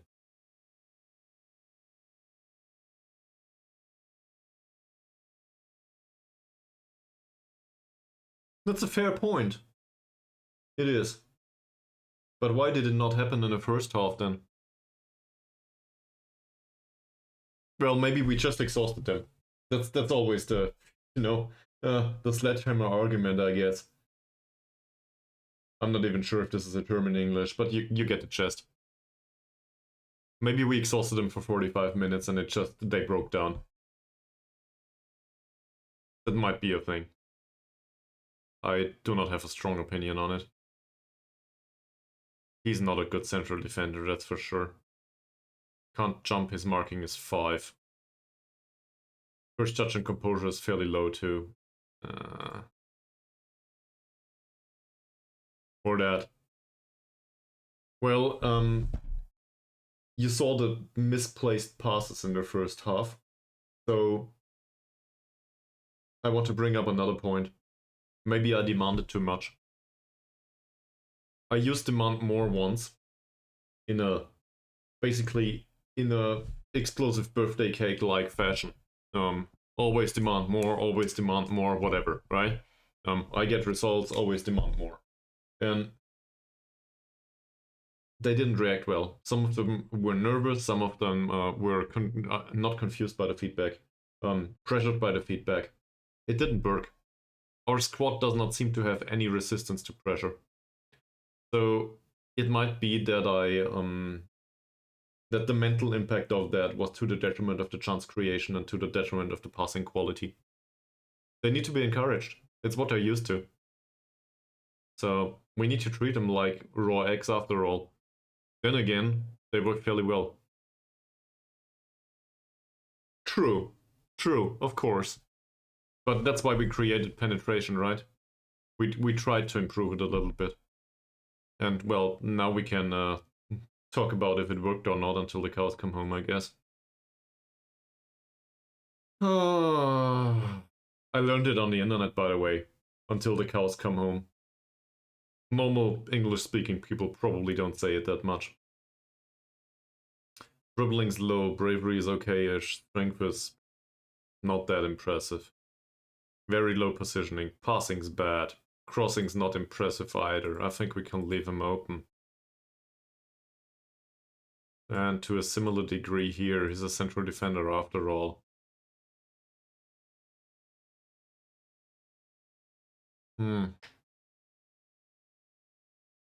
This one, yes, he still has better crossing than passing, so I guess we show him to the weaker foot.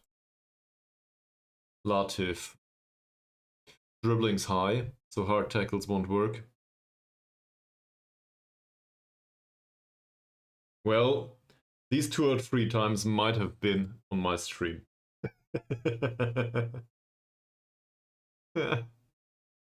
We can talk about it forever. Might as well phrase it that way. He's a bad crosser. Passing's decent though. So counterintuitively, I think we show him to the outside. He might play really good passes there though. But I think showing him to the outside is not a bad idea. Or not at all. Well,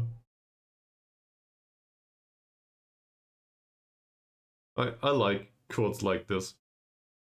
I don't think we have anything like that in German. Maybe Mees can come up with something. But for talking for extended periods of time, not sure what we say in German right now. Dribbling's bad, bravery is okay-ish, strength is really bad.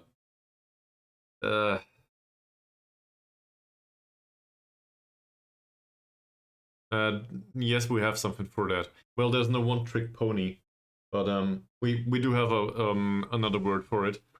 So we call it what's Fach in that meaning though? We call it Fachidiot. So idiot is idiot, and Fach is I guess specific expertise. You know, we have this word Fachexperte, so it's I don't know, an expert for a specific occupation. I'm missing the English word for Fach. Not sure what it means.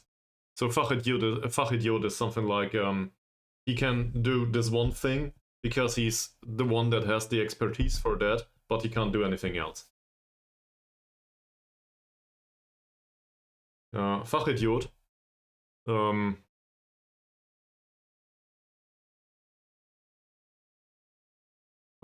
don't know. It's not a metaphor, it's pretty blunt.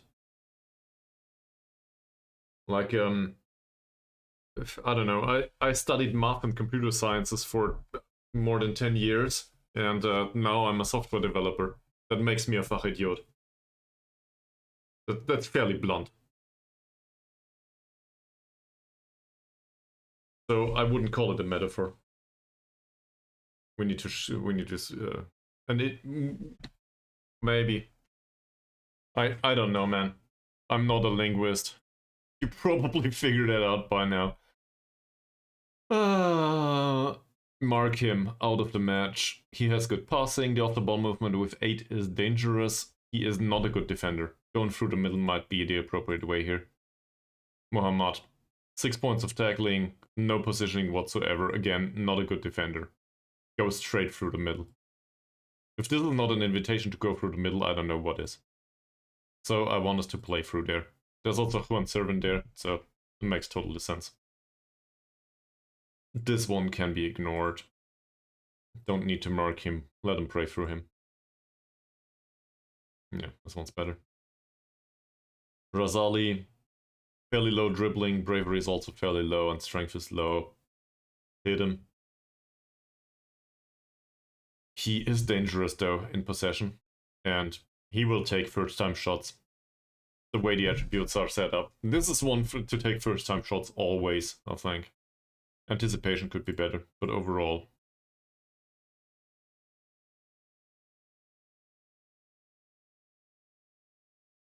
Okay. Well, so it's fairly similar, I guess.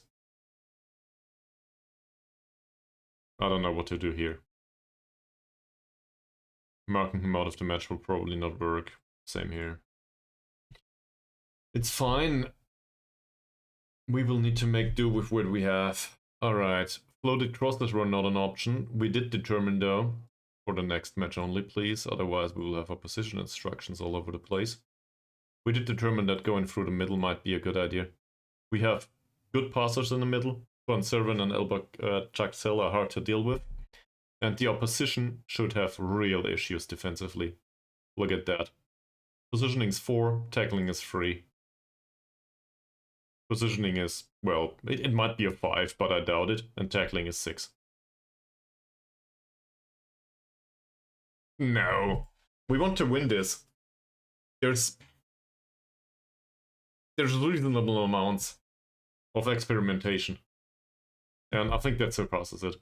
Yes, give him a squad number, I don't care, something. And I can't snooze the next ad anymore, so we will need to be fairly fast with this. I think we deserve a win. I expect one. That said, I'll go with this. Somebody's inspired at least.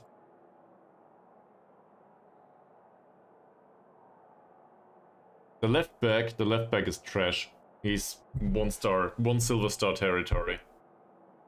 Sorry to be that straightforward with it, but if I can help it, he will not make an appearance. That's how I want to phrase it. The contract will run out. Also, ad break, 2 minutes. Take a walk. BRB.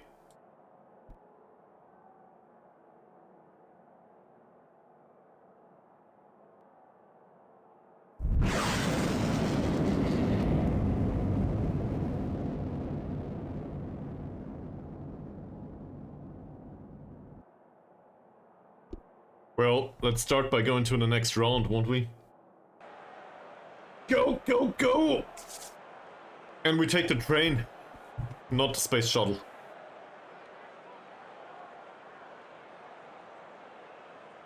It's clearly visible on the kit after all.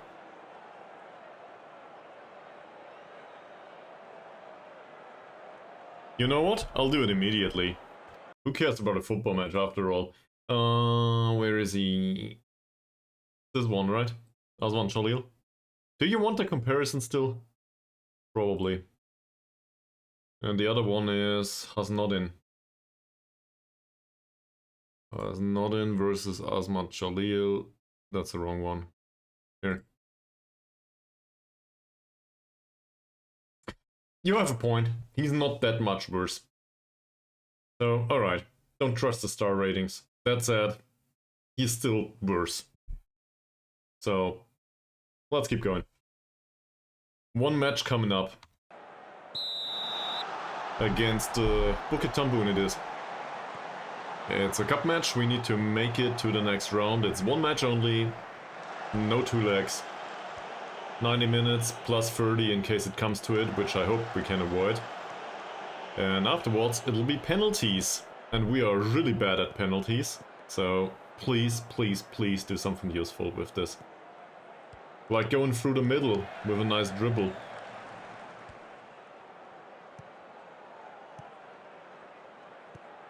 Nice. That's alright. Shoot less of Juan. Perfect. Leverkusen also were behind against Stuttgart in the cup. And you know how that turned out. They equalized it, no, I think they won the match in minute 90 plus 3 or something. I hated it. Absolutely. They booked the Bayern team this season. It would be really surprising if they lose this. That said, First of all, we need to make sure that we have a Bukit Tambun. A little bit further, please. Like 3 or 4 goals will do. Come on, it's not a foul. Don't be like that.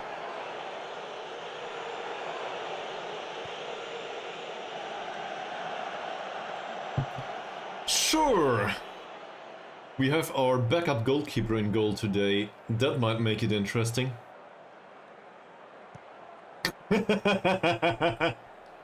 Well, I think he decided to take over for Elbug Chatsel this season. Elbug is only on 2 goals. Not sure what's going on there. Well, the formation changed though, to be fair. So, this might have a major impact. Well, Baru, yes, thank you very much. Give it back to the defender, that's alright. Fakrula's on the pitch. Mars is hurt. Decent. Zakaria can play a good pass if he wants to. He decided not to. Juan? Well... The idea was correct. But as you have seen, the execution of the pass wasn't perfect. It was a bit misplaced. Corner taking on the other hand, that he learned. 60-something% possession, Elbug on the free kick, Juan with the jump, and that's a lack of heading ability, as we already mentioned previously. Mod Faisal. Alright. He has good passing, by the way, the goalkeeper. So, I guess for a long-term future, in case he develops a little bit, which I do have no idea about, he might be an idea. Yes, he's balanced and all, but, you know, goalkeepers play for a long time. Maybe he'll be with the club. And, well, I will probably retire the save prior to him retiring. That, or we keep it going and do Football Manager 25 and 26 times. I just not want to rush through seasons that much. No pass towards Baru. Oh! Oh! What a pass! What a goal! 90% goes down to that pass by Ahmad Nizam though.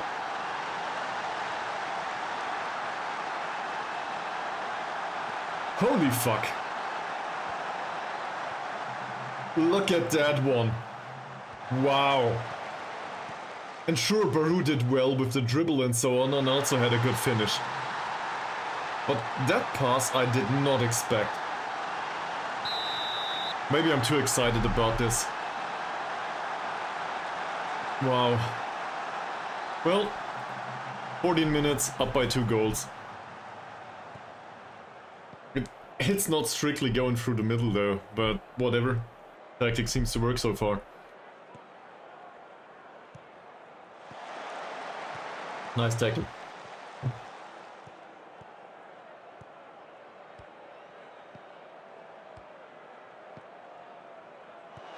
Juan's header, that's not too bad. Angkun, Baru again. Cuts a bit inside, back to Ahmad Nizam. Angkun. And back to Fakrula. Sure, we can take our time now. Up by 2 goals, I think we'll be fine. Not bad. That's fair. Nice lob cross. Juan. Second attempt, maybe. I think Bukit Tambun have their cut worked out for their work cut out for them now. Their cut worked out. I will stand by it.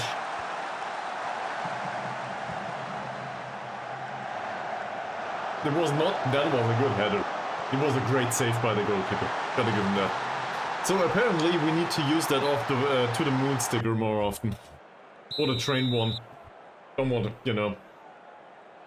It's just. It seems appropriate for now. Thank you very much for jinxing it. In the correct way though.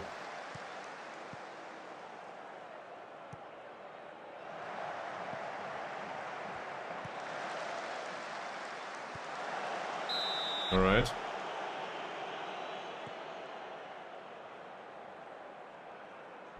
5 shots, 3 goals.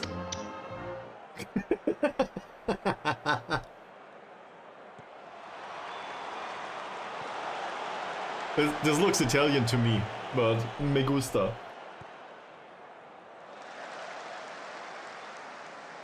At some point I should learn Spanish, I think.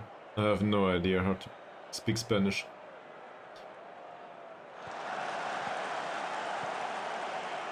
Baru maybe? Oh, the dribble. Okay.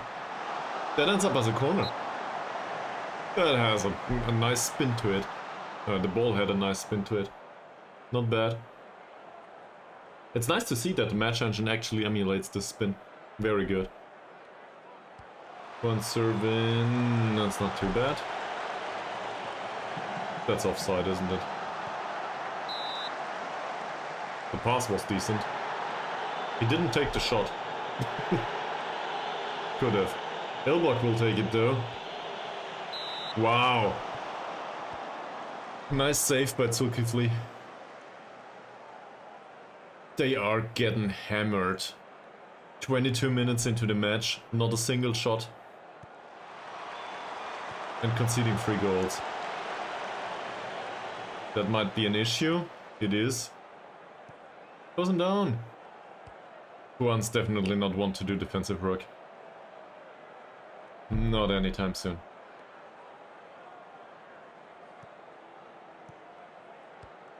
Well done. Christopher goes past the defender, straight through the middle. Juan Baru doesn't win his duel. Ahmad Nizam's there though. Angkun. Not the penetrating pass to the middle this time. Bakrula, well, that was a bad one. Is he not instructed to take less risks? Yeah, and shorter passing. That's a bad choice. He doesn't have to play short, simple passes. That's really useful on Mahazir. He has a, like 95% passing ratio just because he passes the ball around between 2 defenders all the time. Or at least, he always finds the next station for pass. Not bad.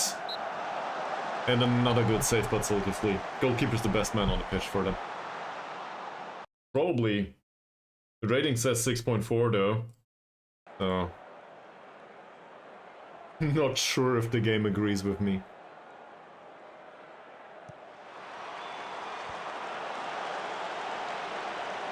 Go, go, go, go, go, go! Wow, that was close.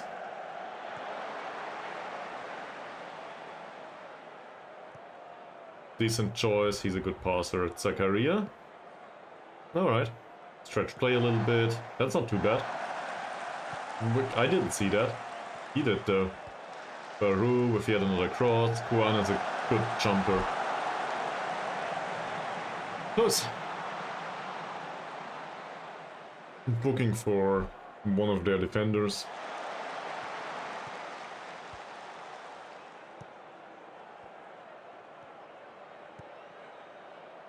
He will need to carry that around for 55 minutes if he's not subbed. Well,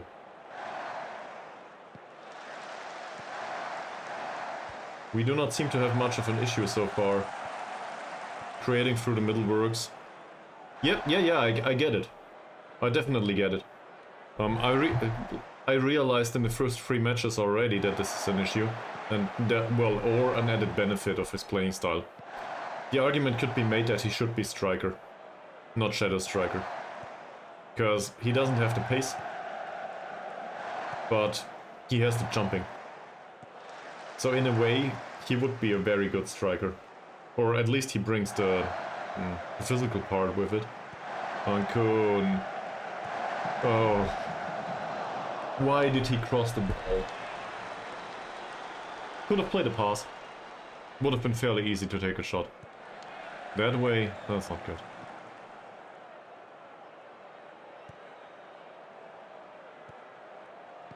Don't give him a chance.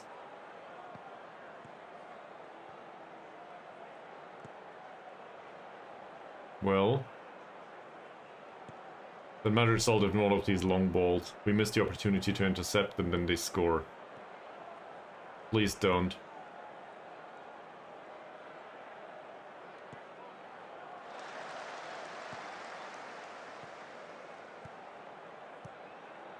Well, we could have changed the formation too. This offside? It isn't. It's a long shot. And the thing is, as a shadow striker with gets into opposition area, he also tends to be fairly focused on actually showing up in the penalty area. Like this guy. Or yeah, but I think he's accomplished as a striker. It's not like we need to. But it just makes sense if we want to have Elbug on the pitch. And Oleg's there too, as you stated. Oleg's the best goal scorer, theoretically, if we look at finishing only. He also has very good mentals. So it makes sense to give him playing time. Maybe even in this match, actually. I think it would be a good idea to give him 45 minutes in this match. Give him some match experience. But who replaces Juan Sérvin then? I don't know yet. But we need to rotate heavily for the second half, I think. This match is done. That, or we try to make it 2 digits. It seems like the squad hurt me though. And Montfazil is on a 7.0 rating already. By being goalkeeper, that doesn't have anything to do. Nice. And he can't really fight back, he's on a yellow already. Baru drifts wide, wider, even wider. Back to Ahmad Nizam. No cross coming in. Through the middle of the pitch. I thought he would take the shot. What's he doing? Well, way out of position, the guy. Interesting. That could have resulted in something. Very creative, to say the least. This offside. Doesn't look like it. Da Costa Lima's not on the bench due to foreign player rules. I didn't bring him along. If I had known it went that way, I would probably have brought the whole under-19s. Well, probably not. But not bad. He hit the goalkeeper and the crossbar. It pains me to say this, but the 4 goals are not enough. We could have scored even more. Maybe we should have.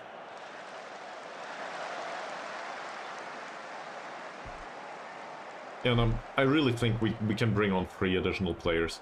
Second half. Give them the additional experience. They need it. But maybe not the under-19s guy. Because that's really a waste of match experience. Honestly. The guy won't make it.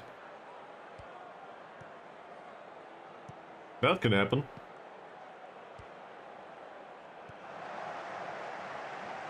Juan drifts wide already. Was not in. Zakaria was not in again. Don't lose the ball, Zakaria. Good pass. Didn't end up with Baruto, but with Ahmad Nizam instead.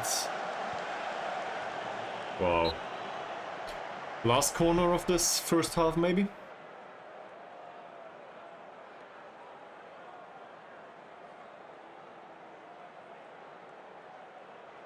Juan Sérvin's corner doesn't end up with our own players.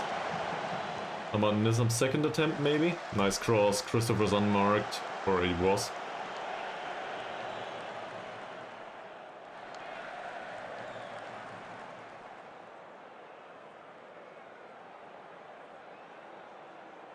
True.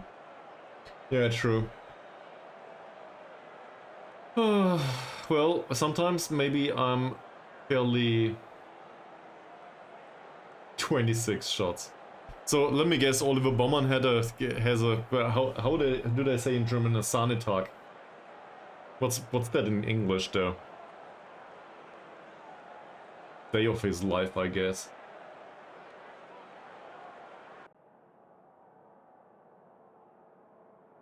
So, ton of long shots and nothing tangible. Okay, so a bunch of low-grade chances. Yep. It's this is as close as it gets to perfection, I think. And everybody's complacent. So, this guy's fairly pro too, so I guess I should cut him some slack. He's bound till 2029, so we might as well invest in him. Has Noddins on the pitch now. Seems to be a little tired already. Do you want me to play him?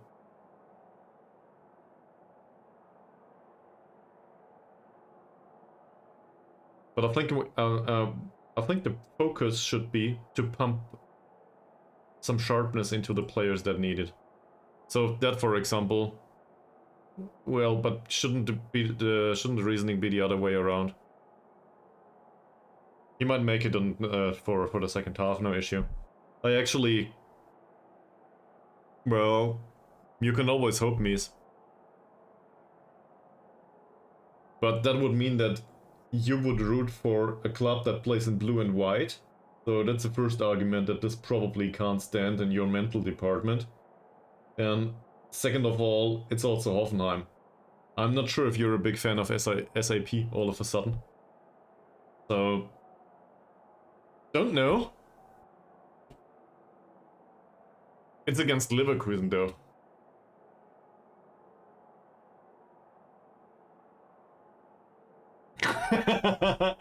I was just thinking, let's throw some Red Bull into the mix on top of it.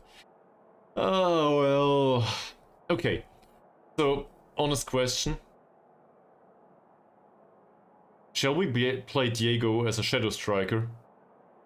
Because Juan Sérvin had a wonderful match, but he'll be exhausted. Olex is not available, he's on the under 21s trip.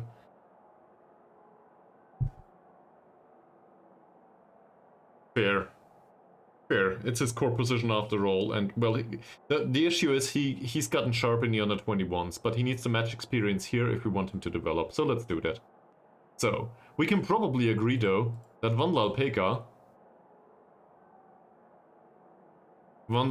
can't cross. Vandal Pekka has no off-the-ball movement either. His shooting is free if I recall correctly.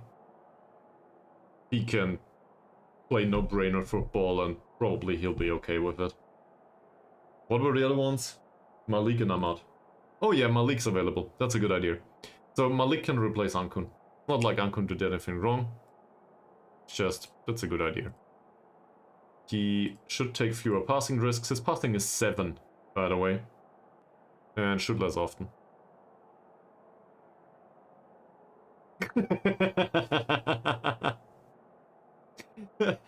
I don't have to be wrong, don't have to be right about it though.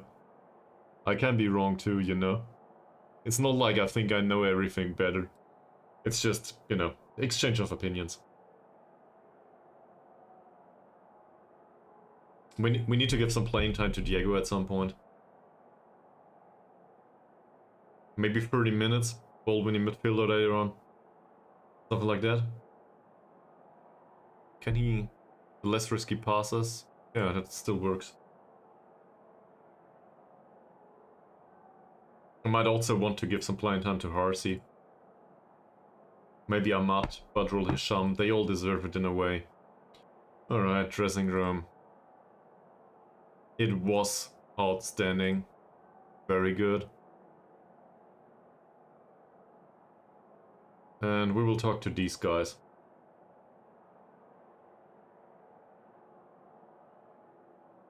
You're here for a reason, you're ready to make your debut. Go and show everyone why. He's complacent, so we do that. Malik. Again. Well, he's not here to have fun. But that's for everyone, though. It's not like the 28-year-old doesn't need it anymore. That's the issue. Anyway, we need a 30-second break and afterwards we'll watch the second half, so BRB.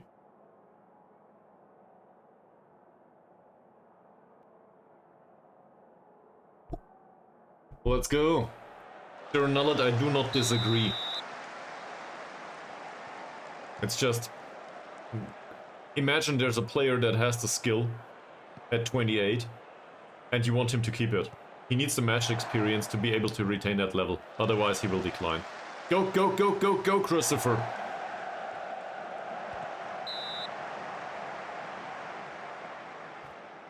Well...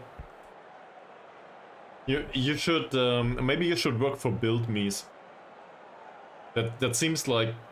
There was this guy in press conferences back when Jurgen Klopp was in Dortmund. The guy for the useless statistics. By the way, 5th goal, Christopher scores. 2nd goal of the match for him. And the assist came from Mali. Not bad. Yeah. Definitely not a short pass. Cheers!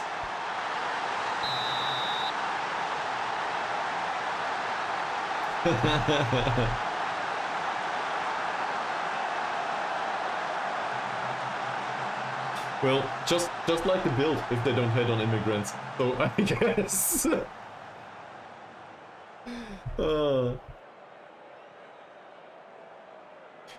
I'm not sure. Diego did not get a single minute through the season. He might be annoyed sooner rather than later if we don't play him at one point. We can give it to the others, but I guess it's a strategic question too, in a way. Can we deal with a player that is unhappy and wants to be sold in 2 months? It's not the first time Diego comes to that. Corner. What happened? Oh, they would have preferred to stay on a bench. Fuck off. Play. You're here to play. Be excited that you get some space.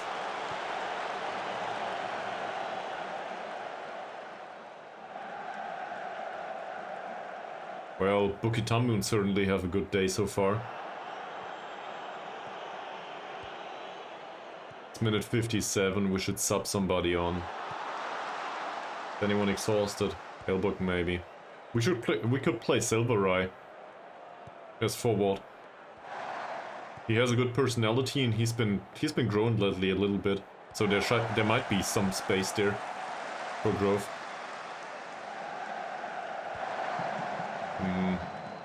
Maybe. Yeah, well, don't jinx it. The worst thing that can happen is an injury on Zakaria. I can deal with Angkun being injured for a week or two, and he is above average susceptible to injury. Zakaria, though, his susceptibility to injury is low. If there's one thing I do not want, then it's an injured Zakaria. Wow. Nice one.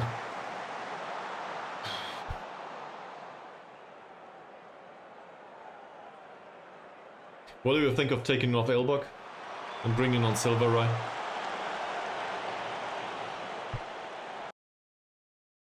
Everybody wants youngsters on the pitch, right?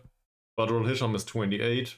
Faisal Ahmad, I guess that makes sense to bring him on at some point, but he doesn't need to come on right now. So, if we want to play the youth, I guess it's Silverai time. And Elbug needs to be sharp next match. We need him. That's fair. Then again, you wanted us to give the experience to the young players. And in this case, I might add, first of all, he shouldn't dribble. But in this case, I might add, I know that he's developed lately. Obviously, the arrows showed down now, didn't they? Of course! Thank you very much. Sorry. But it developed prior to that. So let's give him 30 minutes. He's complacent though. And that'll not change.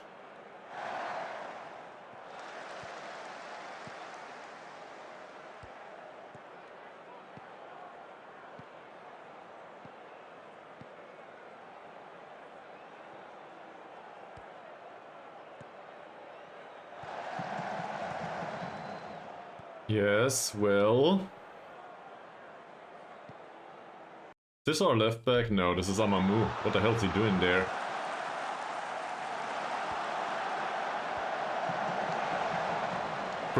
finish of the match for them. Our goalkeeper still did not have to do anything. Other than distributing the ball. You gotta be kidding me. Minute what? 89?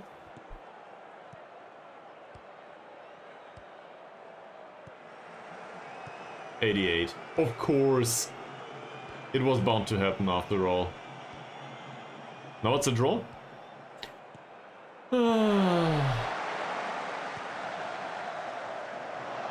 Okay. So it feels like we should maybe be a bit more cautious, waste some time. I want us to bring the 5-goal difference home after all. Yellow card for whom? None of ours. Christopher gets the ball. Yes. Yes. Yes.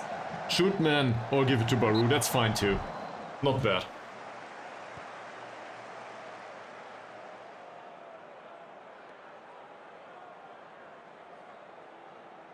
We'll take off Fakrula and bring on Ahmad.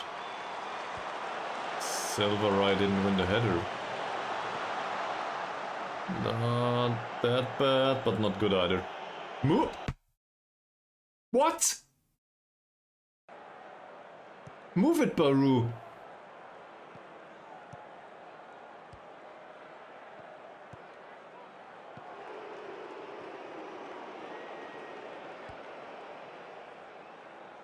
We now have 2 Zakarias on the pitch, it seems.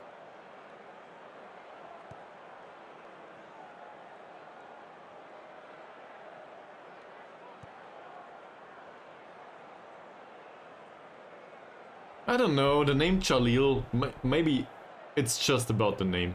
Maybe that doesn't ring a positive bell for me. For some reason.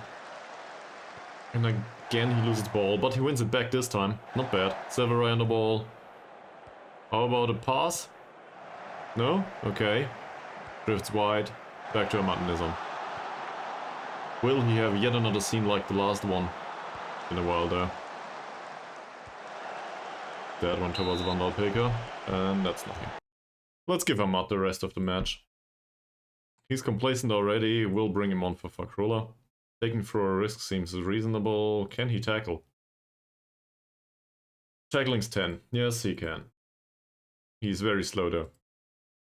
And he's inspired apparently by being given a chance of going on the pitch. Alright. He's also very dangerous from after corners. Really? I mean, I guess I called it, but... so much for that. Amamu handballed. Don't give him a yellow card. I'm talking to. Let's praise these again.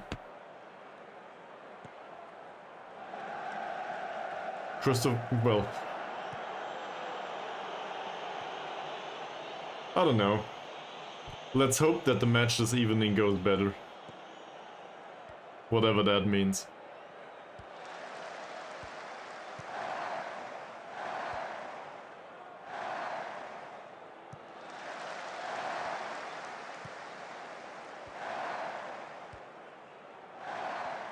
So now we pass the ball around in a patient manner and not much happens. And that's alright. Van Dalpeka, interesting long pass by him. Wouldn't have had expected that. This offside? It would have been. Baru didn't react though. Now he does. Cross. And Van Dalpeka is not a good jumper. Which reminds me. If we want to score a 6th. He's a 13 jumping though. And he's an 8. That's not that bad. I thought about low crosses, but I don't think it's appropriate.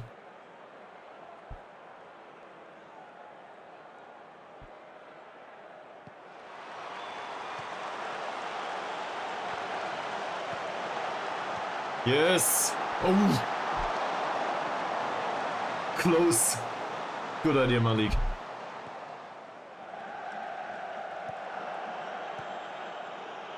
What a pass by Amamu. Doesn't end up with the attacker, sadly. Which would have been Christopher, if I see correctly.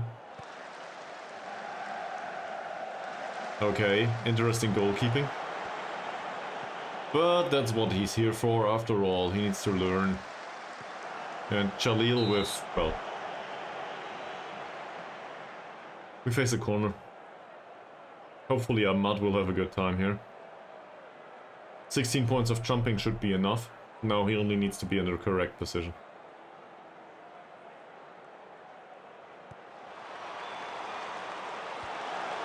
Like this one. Go, Baru!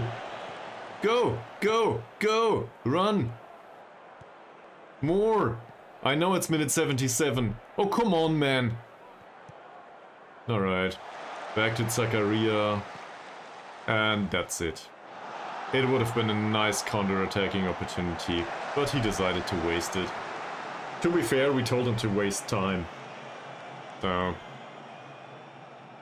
I guess it's correct. Oh, Van Valpeka. What a shitty pass.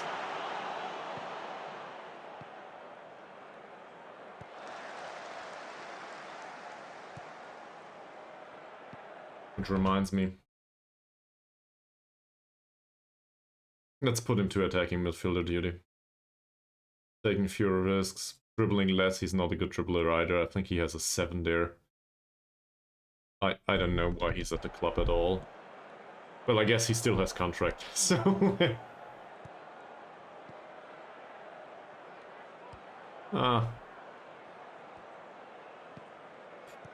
Christopher's 9.1, still missing the third goal. Ooh, that block might become really dangerous. Goal post. So, formally speaking, the goalkeeper still had nothing to do.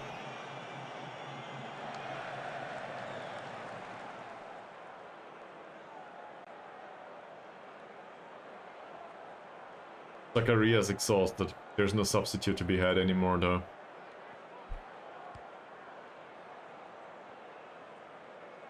Six minutes. Nice pass by Jalil. Not bad. Christopher. Nice pass towards Van Valpeka. That's really bad, though.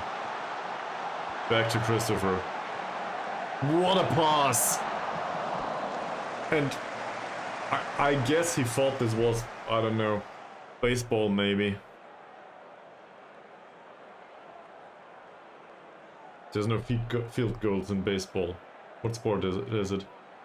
Oh, the stuff you call football. Sure.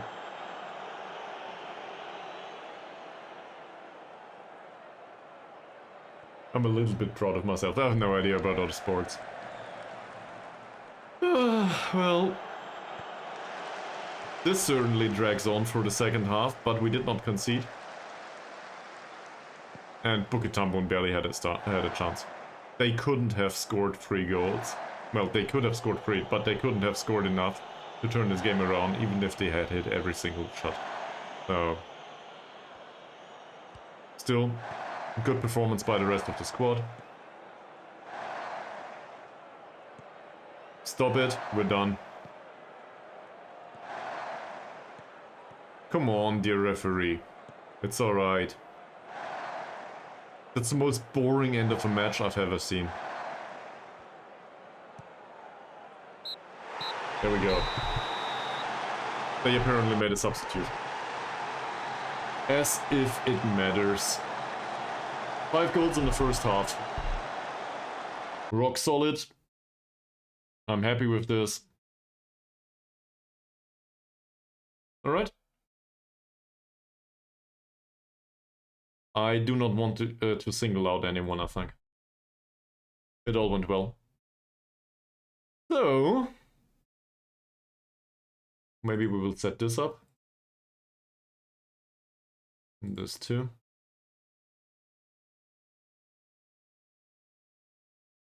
And this.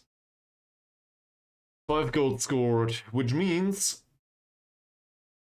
we had a 4-0 and a 5-0 today. My biggest concern now is the draw in the friendly against Cushing. Now, to be honest, start of the season was perfect. There's barely anything.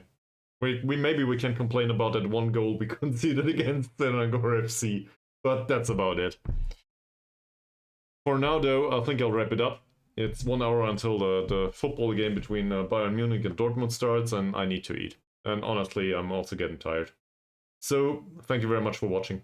And I will probably see you tomorrow, maybe?